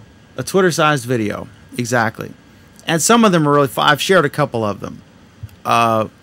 One was, these are just seconds long, 30 seconds or something. One was, it showed like coffee beans and then making coffee and then a coffee cup full of the coffee, and then it showed the sign men's room, and then it showed the toilet, and it said thank you, and it looped. It loops continuously by default, although you can right click and go to the settings and change that. So some are funny, some are witty, and it's a new content creation platform. So there was a method to find your friends who are on Facebook who are also on Vine and connect with them through this. And Facebook cut that off within just a few hours. So that was a story. And then Facebook came out with a response saying that if you duplicate features found on Facebook, that's a no-no. And if you don't make sharing back to Facebook a prominent part of your app, that's a no-no if you want to use our API. So I'll concede to the developers here. Alan and whoever else, what do you guys think of this? I think Facebook's, well, I can't use words like what I want to use regarding Facebook, but we'll go to Pam next, so you'll be covered there. Oh yeah, that's true. Pam knows what words I want to use, I'm sure. And we'll use them. This is Facebook. I mean, obviously there are features in Facebook that are duplicated. I've never seen them block a YouTube video, and the reason why they don't block a YouTube video is because if they blocked a YouTube video, people would stop using Facebook. That's really what it boils down to. Here's something they want to nip it in the bud while they scramble to put together their own crappy version of the same thing. This kind of let me merge to because I want to hear what Pam has to say about this. But this is this battle for turf. Everybody wants the traffic on their ecosystem, right? And there are these battles, like Twitter had the battle with Google. Remember, they had this real-time search, which was fantastic, which would include real-time Twitter results because they had that Twitter pipe. And then they couldn't come to terms, and then they cut off Google from that pipe, and real-time search disappeared. And now you're seeing Twitter being, I guess for lack of a better term, the victim of the same sort of thing from Facebook. So, Pam, what do you think about this? About this story in particular, and in the abstract, what do you think about this whole, are we better off with everyone trying to create their own ecosystem where you have to go to different places to get content instead of being able to aggregate it in the place of your choice? You totally, no. Come on. I mean, this is iTunes all over again. They want their own little ecosphere and they want to control everything. And the unfortunate thing is that in order for the consumer to win, everything has to work together. I work for a company who I have to access 7 databases: Lotus Notes, Oracle, Business Objects. They still have Lotus Notes? Accolade. Yes, we use Lotus Notes. Oh my God. Is it on like an AS400? I'm sorry. Please don't even get me started. All right. Pilgrim. We use Pilgrim for our document control system.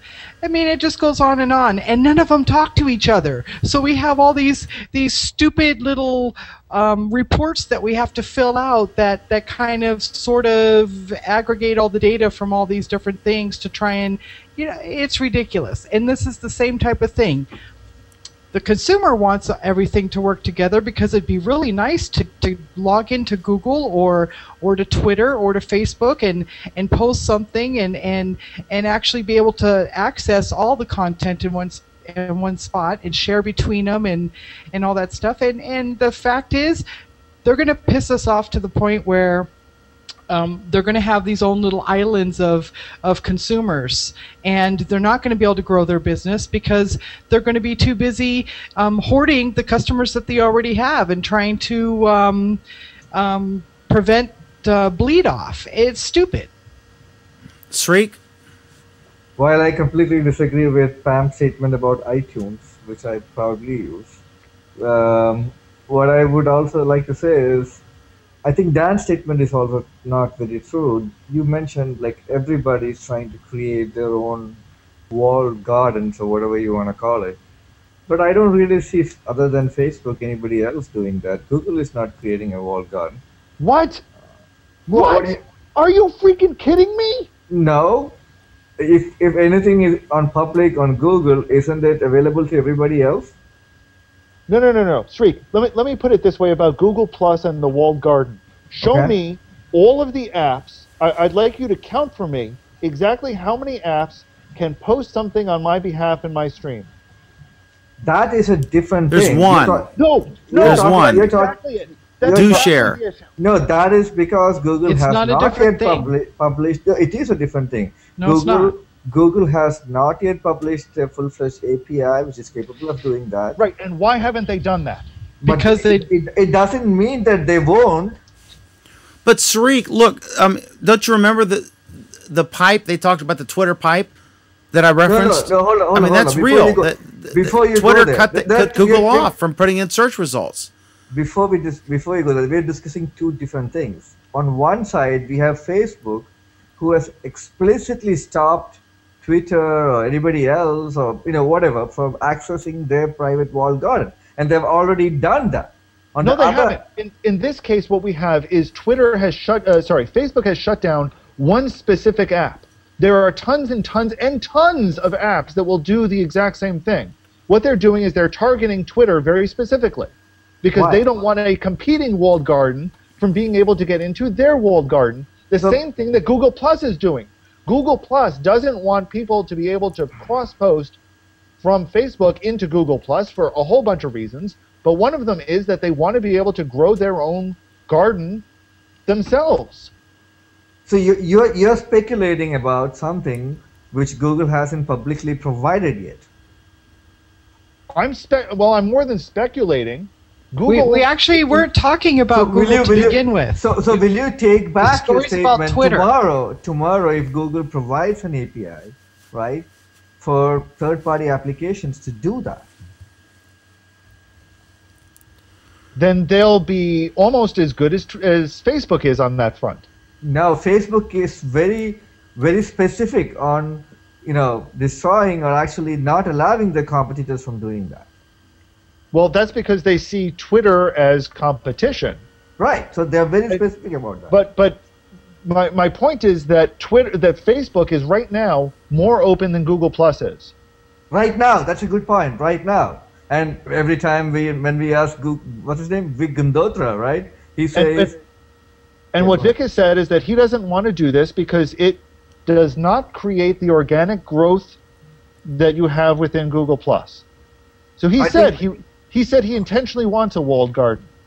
I think what he said is he doesn't want to open up an API and make the same mistakes that others did. he said two things. One, he said that he doesn't want to open up an API because then he'll have to go back on how the API works, and that's a valid argument. Right. And he said that he doesn't want to be able to have tons of people posting stuff to Google Plus that isn't intended for Google Plus. And that's also a valid argument. However, Right. that second one basically is saying, I want a walled garden because I want people to grow things in my walled garden. But at the same time, that's again the question I asked. Tomorrow, if they provide an API and let Facebook or Twitter or whoever to post whatever they want, right? Cross-post, then is it going to be different from Facebook? Well, but here's the thing. They can't, at the moment, they can't even get Blogger to cross-post correctly into Absolutely. Google. I don't deny that. I don't deny When was that said about the walled garden? Who said that? Date. When was the date said? When? You mean talking about when Vic said that about Google Yes, Plus? when? Since the beginning. I believe he even said it in his interview with Guy. Can you narrow it down, because like it's been evolving as a platform. No, but Alan is actually pretty on the mark, saying that, you know. You think it's still their mentality? I mean, because so many things have changed, and their concepts on so many things have changed over time. No, this has not changed. They are still very closed system. It's a very closed system even now. It's a competition for eyeballs and traffic and time. But we also don't have the final product here. And there are There's no such thing as the final product. That's not. It's an evolving thing for the next 10 years. Facebook is still evolving.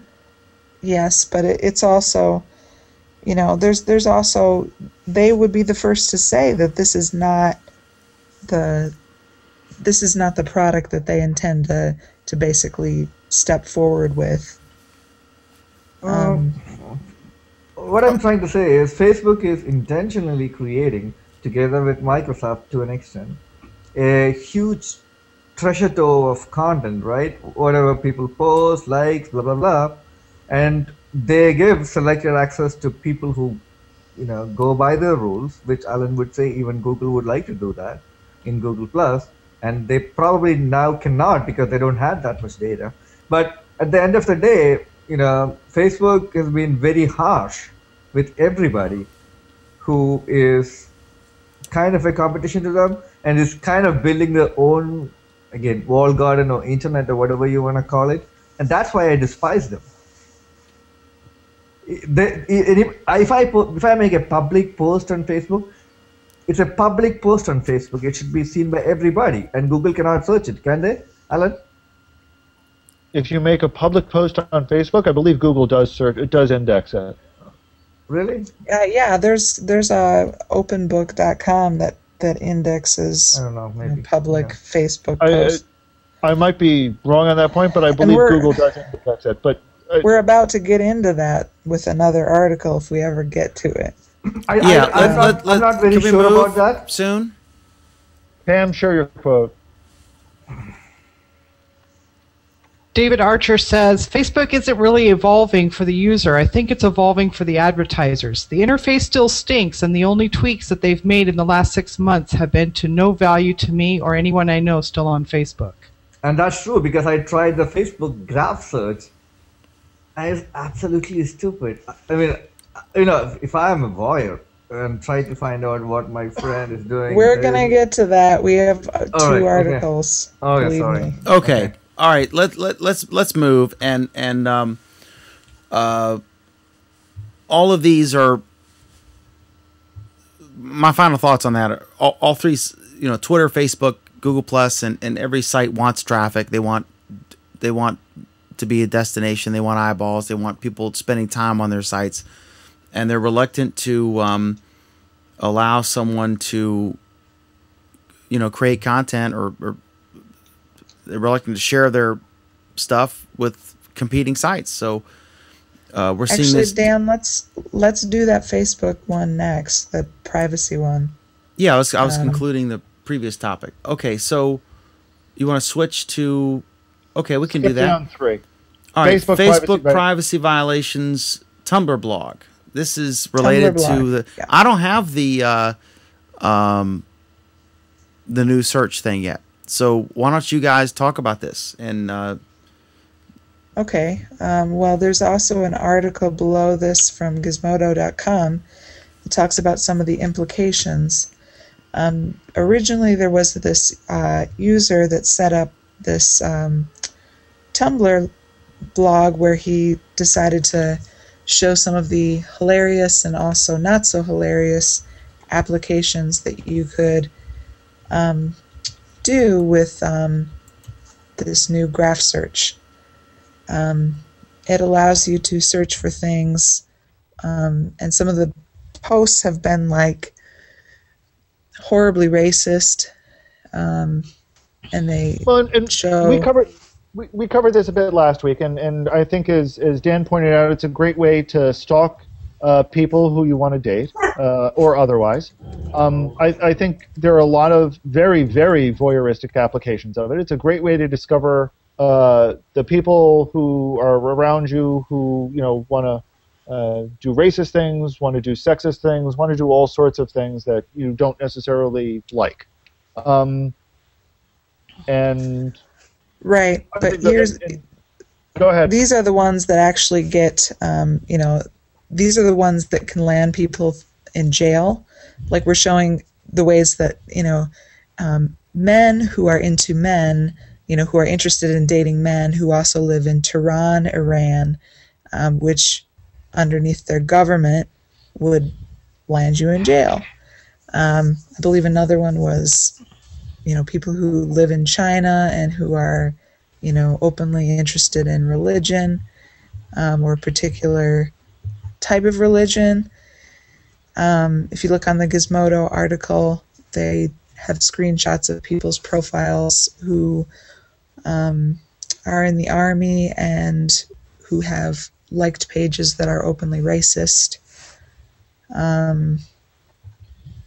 Okay, I'm going to channel Craig's Shipp again and say, why aren't these people making all of this, saying this privately? Why are they saying it publicly?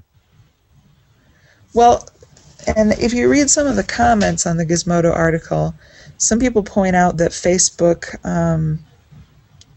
that they auto-complete, apparently, when you start to type in pages to like, and that some of these people may have, like there are men who, this is not funny, and I am not laughing because it is funny. I am laughing because it's one of those things that Facebook is just so bad at, and the privacy violations are so egregious. There are hundreds and hundreds of men who have liked that they are into raping, R-A-P-I-N-G, but they may just be bad at spelling, and they may be trying to say that they are into rapping, R-A-P-P-I-N-G, and because of the fact that they are so bad at spelling, they may have damaged their entire future because they are liking the fact that they, do you know what I mean, saying that they like raping. Yeah, Anthony, go ahead. Like on this actual Facebook graph searches.tumblr.com, one of them is mothers of Jews who like bacon. Okay, first of all, who cares? I mean, is this the most Alan thing, grouping of things? Alan likes bacon. Let me go on. So the next one is Alan Firstenberg. So the next one is married people who like prostitutes. Okay, people who who likes a page of prostitutes regardless, right? I mean, whether you're single or married. The people that are liking these pages are doing it out of, jest, right? It's a joke, okay? People It's need possible. to get a sense of humor here. This could be a whole new salad bar concept for you guys at Wegmans, Anthony. Let me add this. It is still an invasion of privacy. In these times when employers potentially go check your profiles, etc., it's still a stupid thing to do. Well, if someone doesn't hire me because I like mothers of Jews who like bacon or whatever, then that's What I'm saying is, you're going to burn in hell, Pam. And we have to point out that Facebook is pushing this as something to help you find prospective employees. That's one of the things they're billing it as. I think what you need to keep in mind is what Randy Zuckerberg a couple of weeks figured out, is that you need to correctly use your privacy controls on Facebook. If you don't want people discovering certain aspects of what you're doing on Facebook, that's your responsibility. And if you are liking a page of prostitutes and you don't have the common sense to set your privacy settings correctly for that, then you shouldn't have a job. Right. I'm just kidding. I'm just kidding. But Anthony, you shouldn't have a job because you're not intelligent. I mean, but these things were supposed to be private up until the Facebook changed them. No, they're not supposed warning. to be private. No, absolutely not. They're not supposed to be private. Because you cannot remove these things from your timeline. Even if you remove a like from your timeline, you cannot erase it. Facebook does not allow for that option. If I go and I unlike a page, then it's not going to show up in the graph search. It still shows up in the graph search due to an error. The way it looks like either I shut my Facebook account down or I expect my wife to get. But regardless, that's not even my point. You tricked me there. My point is that if I go to your profile and I look at the things that you have liked, I can already do this before graph search. Anthony, the risk, if my wife can actually, and if the relationship is set as husband and wife in Facebook, if my wife can actually search what are my husband's likes, right? But she could do this before graph search, and that's my point. Oh, really? How? She could go and search everything. She goes to your profile and she clicks on the pages that you like. Hold on. You have a listing of pages that you like. I just searched for employers of people who like casual racism from grandparents or whatever. And now it shows all the employers where people actually work who like casual racism. I'm not going to show you this because it's my mother's profile and I just whatever. Yeah. But, I can go to a profile and there's 4 boxes. One is her friends, one is her photos, one is maps, and one is her likes. I click on likes, and I can see that she likes country music. I can see that she likes Pink Floyd. I can see that she likes the movie Forrest Gump. These are all things that if I go to the social graph and I go things that Charlene Klauser likes, this is what's going to show up. Okay. I could have done this a month ago. All right, here's the deal. Do it today. Here's the deal. We have a situation. As excited as I am about, saving the lesbian whales who eat bacon while listening to country and western, we got to move because we're up against a hard break soon. Right. Well, to conclude, we're eating 4 hours. Basically, this is a privacy nightmare for millions and millions of people. And, there are people who are young and do not realize the implications.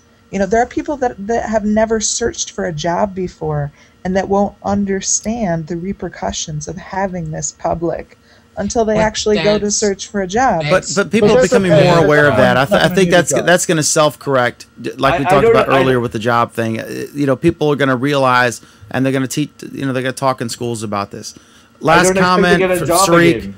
I don't expect to get a job again with all my anti-corporation and all those public posts I make all the time. If the corporations are going to search about you work for a corporation, but then you're an Indian who eats bacon. So who are you to Let's roll. roll? All right, are we good, Alan? Yeah, we're peachy keen. We're done saving the lesbian whales. Yeah, move already. All right, next. There was a letter to Skype. Come clean on your eavesdropping capabilities and policies. I skimmed this and it was so boring I couldn't really finish it. So, did anyone read this? Can I didn't follow this. I didn't follow it at all. My only comment on this was, gee, are they saying the same thing to Google and the Hangouts? If nobody else has anything else, I say we move on quickly. I think the European is asking that, right? And as well as basically they're asking what kind of information are they storing, and Microsoft hasn't replied yet. If they have something in some skeleton in the cupboard, nobody really asked the question to Skype before. 600 million users worldwide, and what if they have something in the cupboard? We don't know. Well, Google at least releases a transparency report, which they're saying and pointing out, rightly so, that Skype and Microsoft does not release. Apparently, Twitter releases a transparency report. Sonic.net releases one, and they are asking that Skype would do this as well. A very transparent transparency report. So we agree Skype should be put under the thumb screws. Let's move on. Okay, up next. Sorry to move so quickly. There was a lawsuit. We're not. Match.com set me up with a murder suspect who stabbed me 10 times. This, why is that funny, Sreek? You've just offended both of our female viewers. A lot of okay. things funny today. This is the thing. I'm just picking on Sreek. Okay, here's the deal. What culpability? If there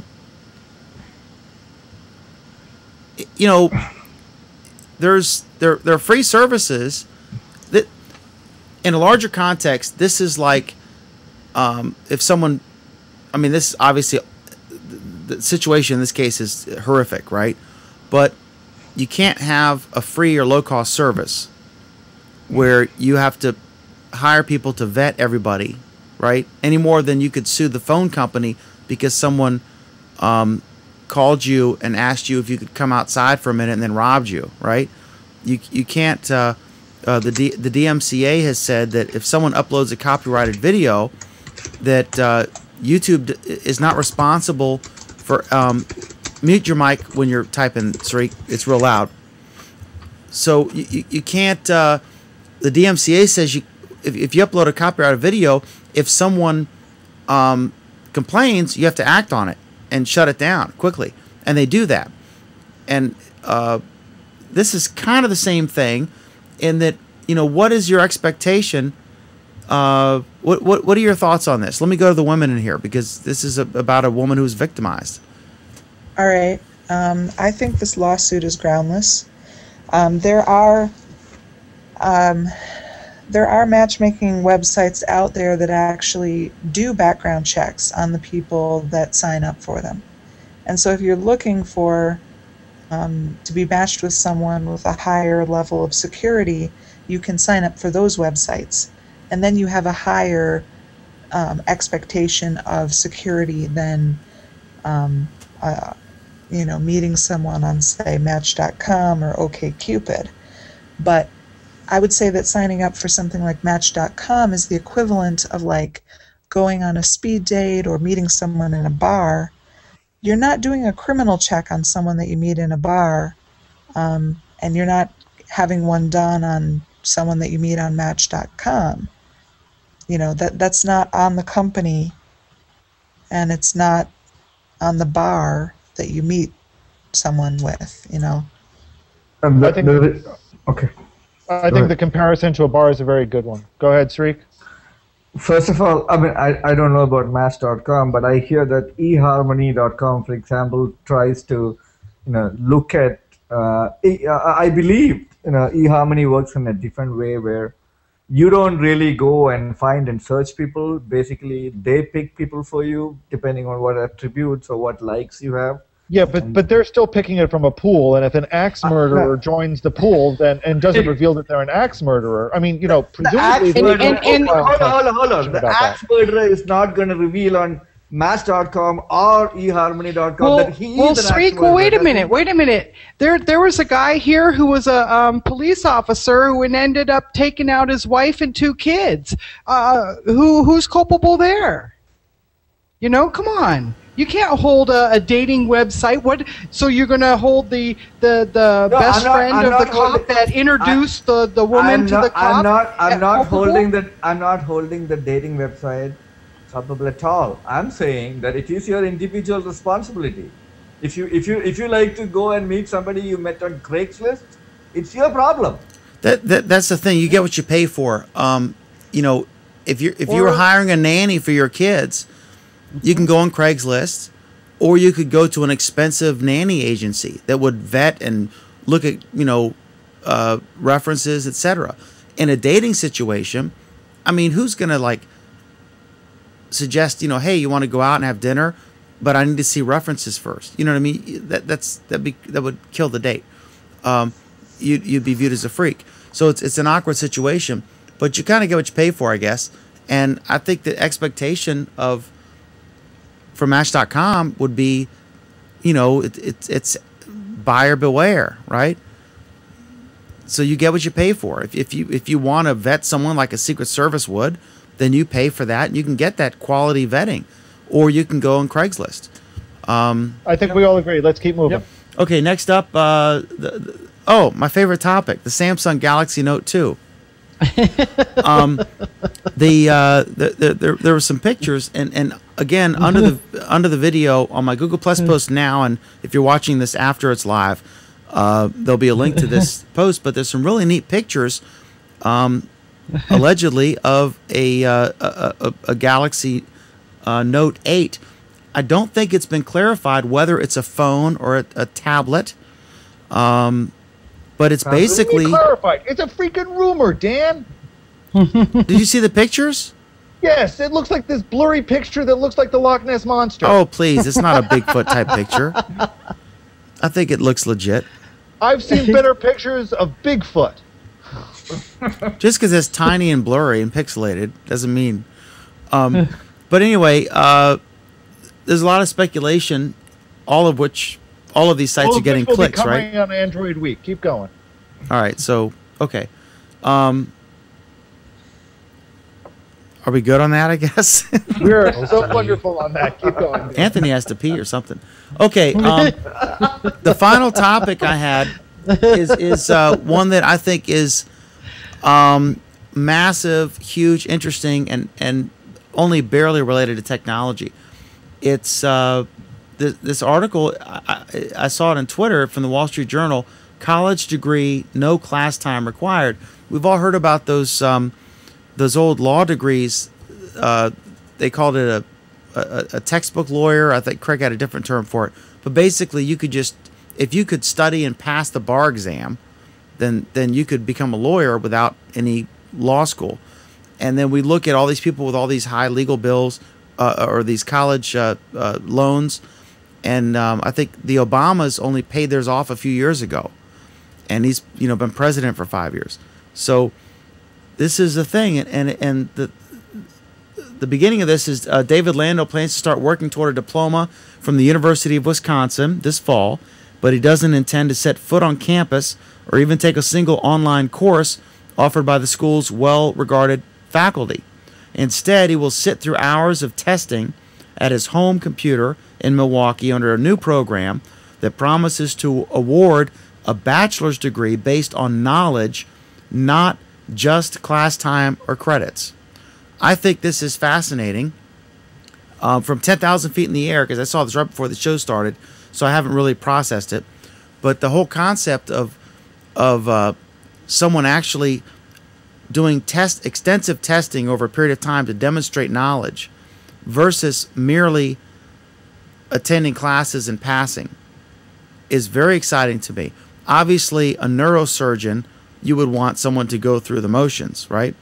But an accounting degree, if someone could demonstrate all the rules and a knowledge of them, why not?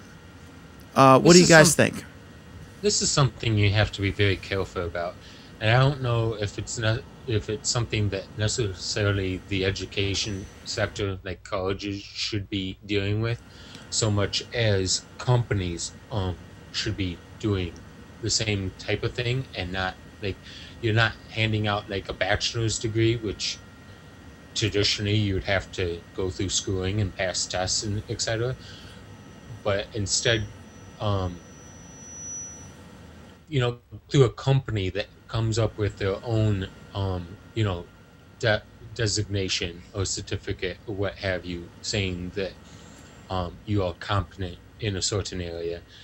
I feel, I don't know. I feel like a bachelor's degree should be more special, and there's certain, I don't know a good way to put it, but concepts. Anthony, should a bachelor's degree be a reflection that you know stuff, or a reflection that you attended the bowling class to get your PE credits? And neither. You have to be careful, because what's to how do you know that the person actually knows? If you design the good test. The goal is, if you're hiring someone, you want to know if they know stuff. You don't care how long it took them to get there, how many classes they attend. I want to know, do they know the skills for which I will pay them to do a certain task? Right, and how do you know that they haven't just trained to pass the test? Because passing a test and knowing the subject matter is not necessarily the same thing. I mean, I hear you, but you could argue the same thing. They could be, cheating on tests for the classes as well. Degrees because they know how to pass the test, as opposed to knowing. I think it should be transparent. The ins and outs of the subject. I think it should be an option, but it should be transparent. It should be transparent that this person tested their way 30% into it or 60% into it. I would frankly be more impressed with the guy who or gal who could test their way in and actually demonstrate the knowledge, rather than someone who merely was one of these 18-year-olds you saw in class that would show up on exam day and get a C. So like in computer science, you can get A+ certification. I don't know if they still do that, but you can get A+ certification. But you don't need to take classes to take that test.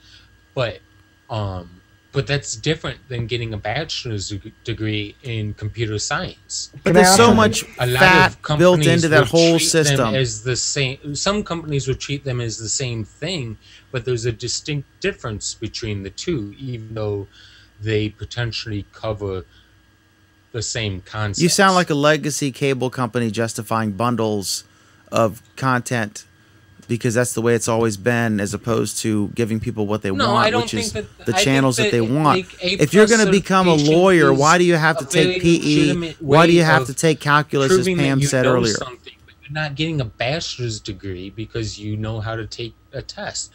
You could, but to pass the test, you still need to have the knowledge, right? No, I care about the knowledge. No, that's a good point, Alan. That's what I wanted to ask. How do you... Okay, there are many angles to this, but before that, I need to ask you a question because maybe I've lost something in between. Quickly, we got to move. Okay, so you said that this guy or whoever it is can actually just go and take a test at this university, need not attend any classes for that matter, whether it's remote or online. Or I'm not saying that. I haven't digested the whole thing yet, fine. But in general, it's either... It's less than a full bachelor load or smaller. No, what the article is actually saying is that he is not taking a single class online or in person. All he's doing is taking the test. I actually think it is wrong, and I agree with Anthony to an extent. I'll tell you. And it again depends on what type of material you're studying. Exactly. What type of classes are you taking? If you're taking an engineering class, if you're taking a medical class or whatever, right? That requires a lot of practical stuff you got to do. You got to go into a facility and do stuff. You have to actually show people how you do stuff. If it was English or math, it would be fine, right? What's that? If it was English or math, it'd be fine.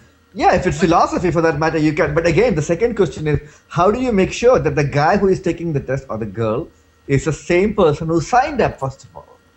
I mean, that's a whole separate issue. I mean, no, I'm saying it's a different angle. People can cheat in any level of an education. That's not the for if you're going to the college. You get marks for your assignments, right? You're graded on your assignments. Final thoughts on this? Yeah, so I think there are problems with it, but I usually wouldn't like it because I think there's a lot of value, no matter what type of subject it is. There's a lot of value in the interaction with your classmates, in the assignments you give, and the whole grading process through the entire academic period, as opposed to just one test. That's my opinion.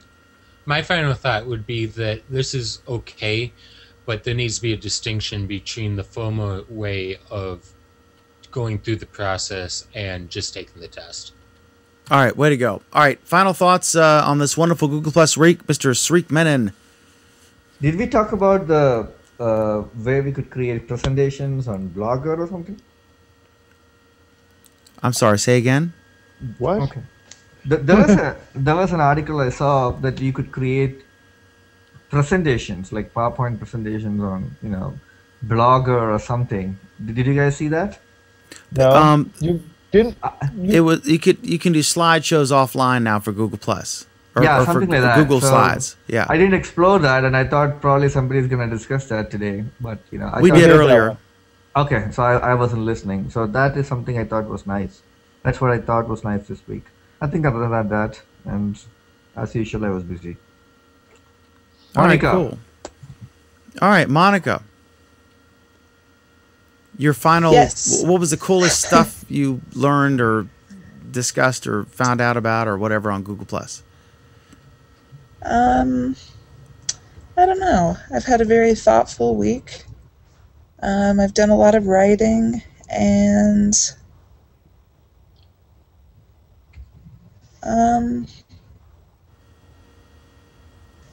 I guess,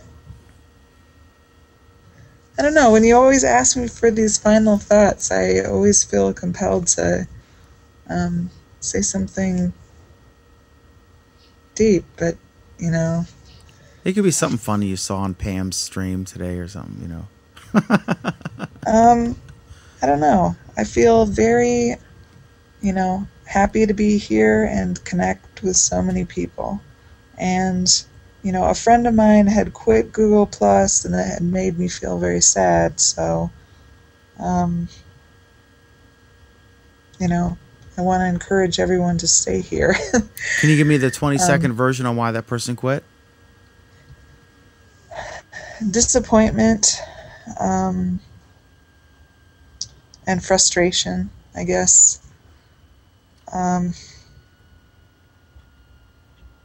Was it like a long-term user who had built up a social no, network? he said or? that he had been jaded by his experience with the suggested user list, and just wasn't selling his art, and just ended up deciding that he was going to quit. And it had frustrated me, and because I feel like this is a powerful platform to connect with other people, and it's frustrating to see people go. Was he on the list for a while and then he got taken off or something? Yeah. Yeah, I think this is not a place to make money. It's a place to make friends and learn and engage. And folks who come into it thinking this is going to be a profit center, at this stage, we'll see once they have advertising. If they do, we'll see what happens. Anthony. Yeah, it's not a... This is a place for connection. Yeah. And I have said that many times. And so I'll say it again, like, if you're here for money or a quick reward, you're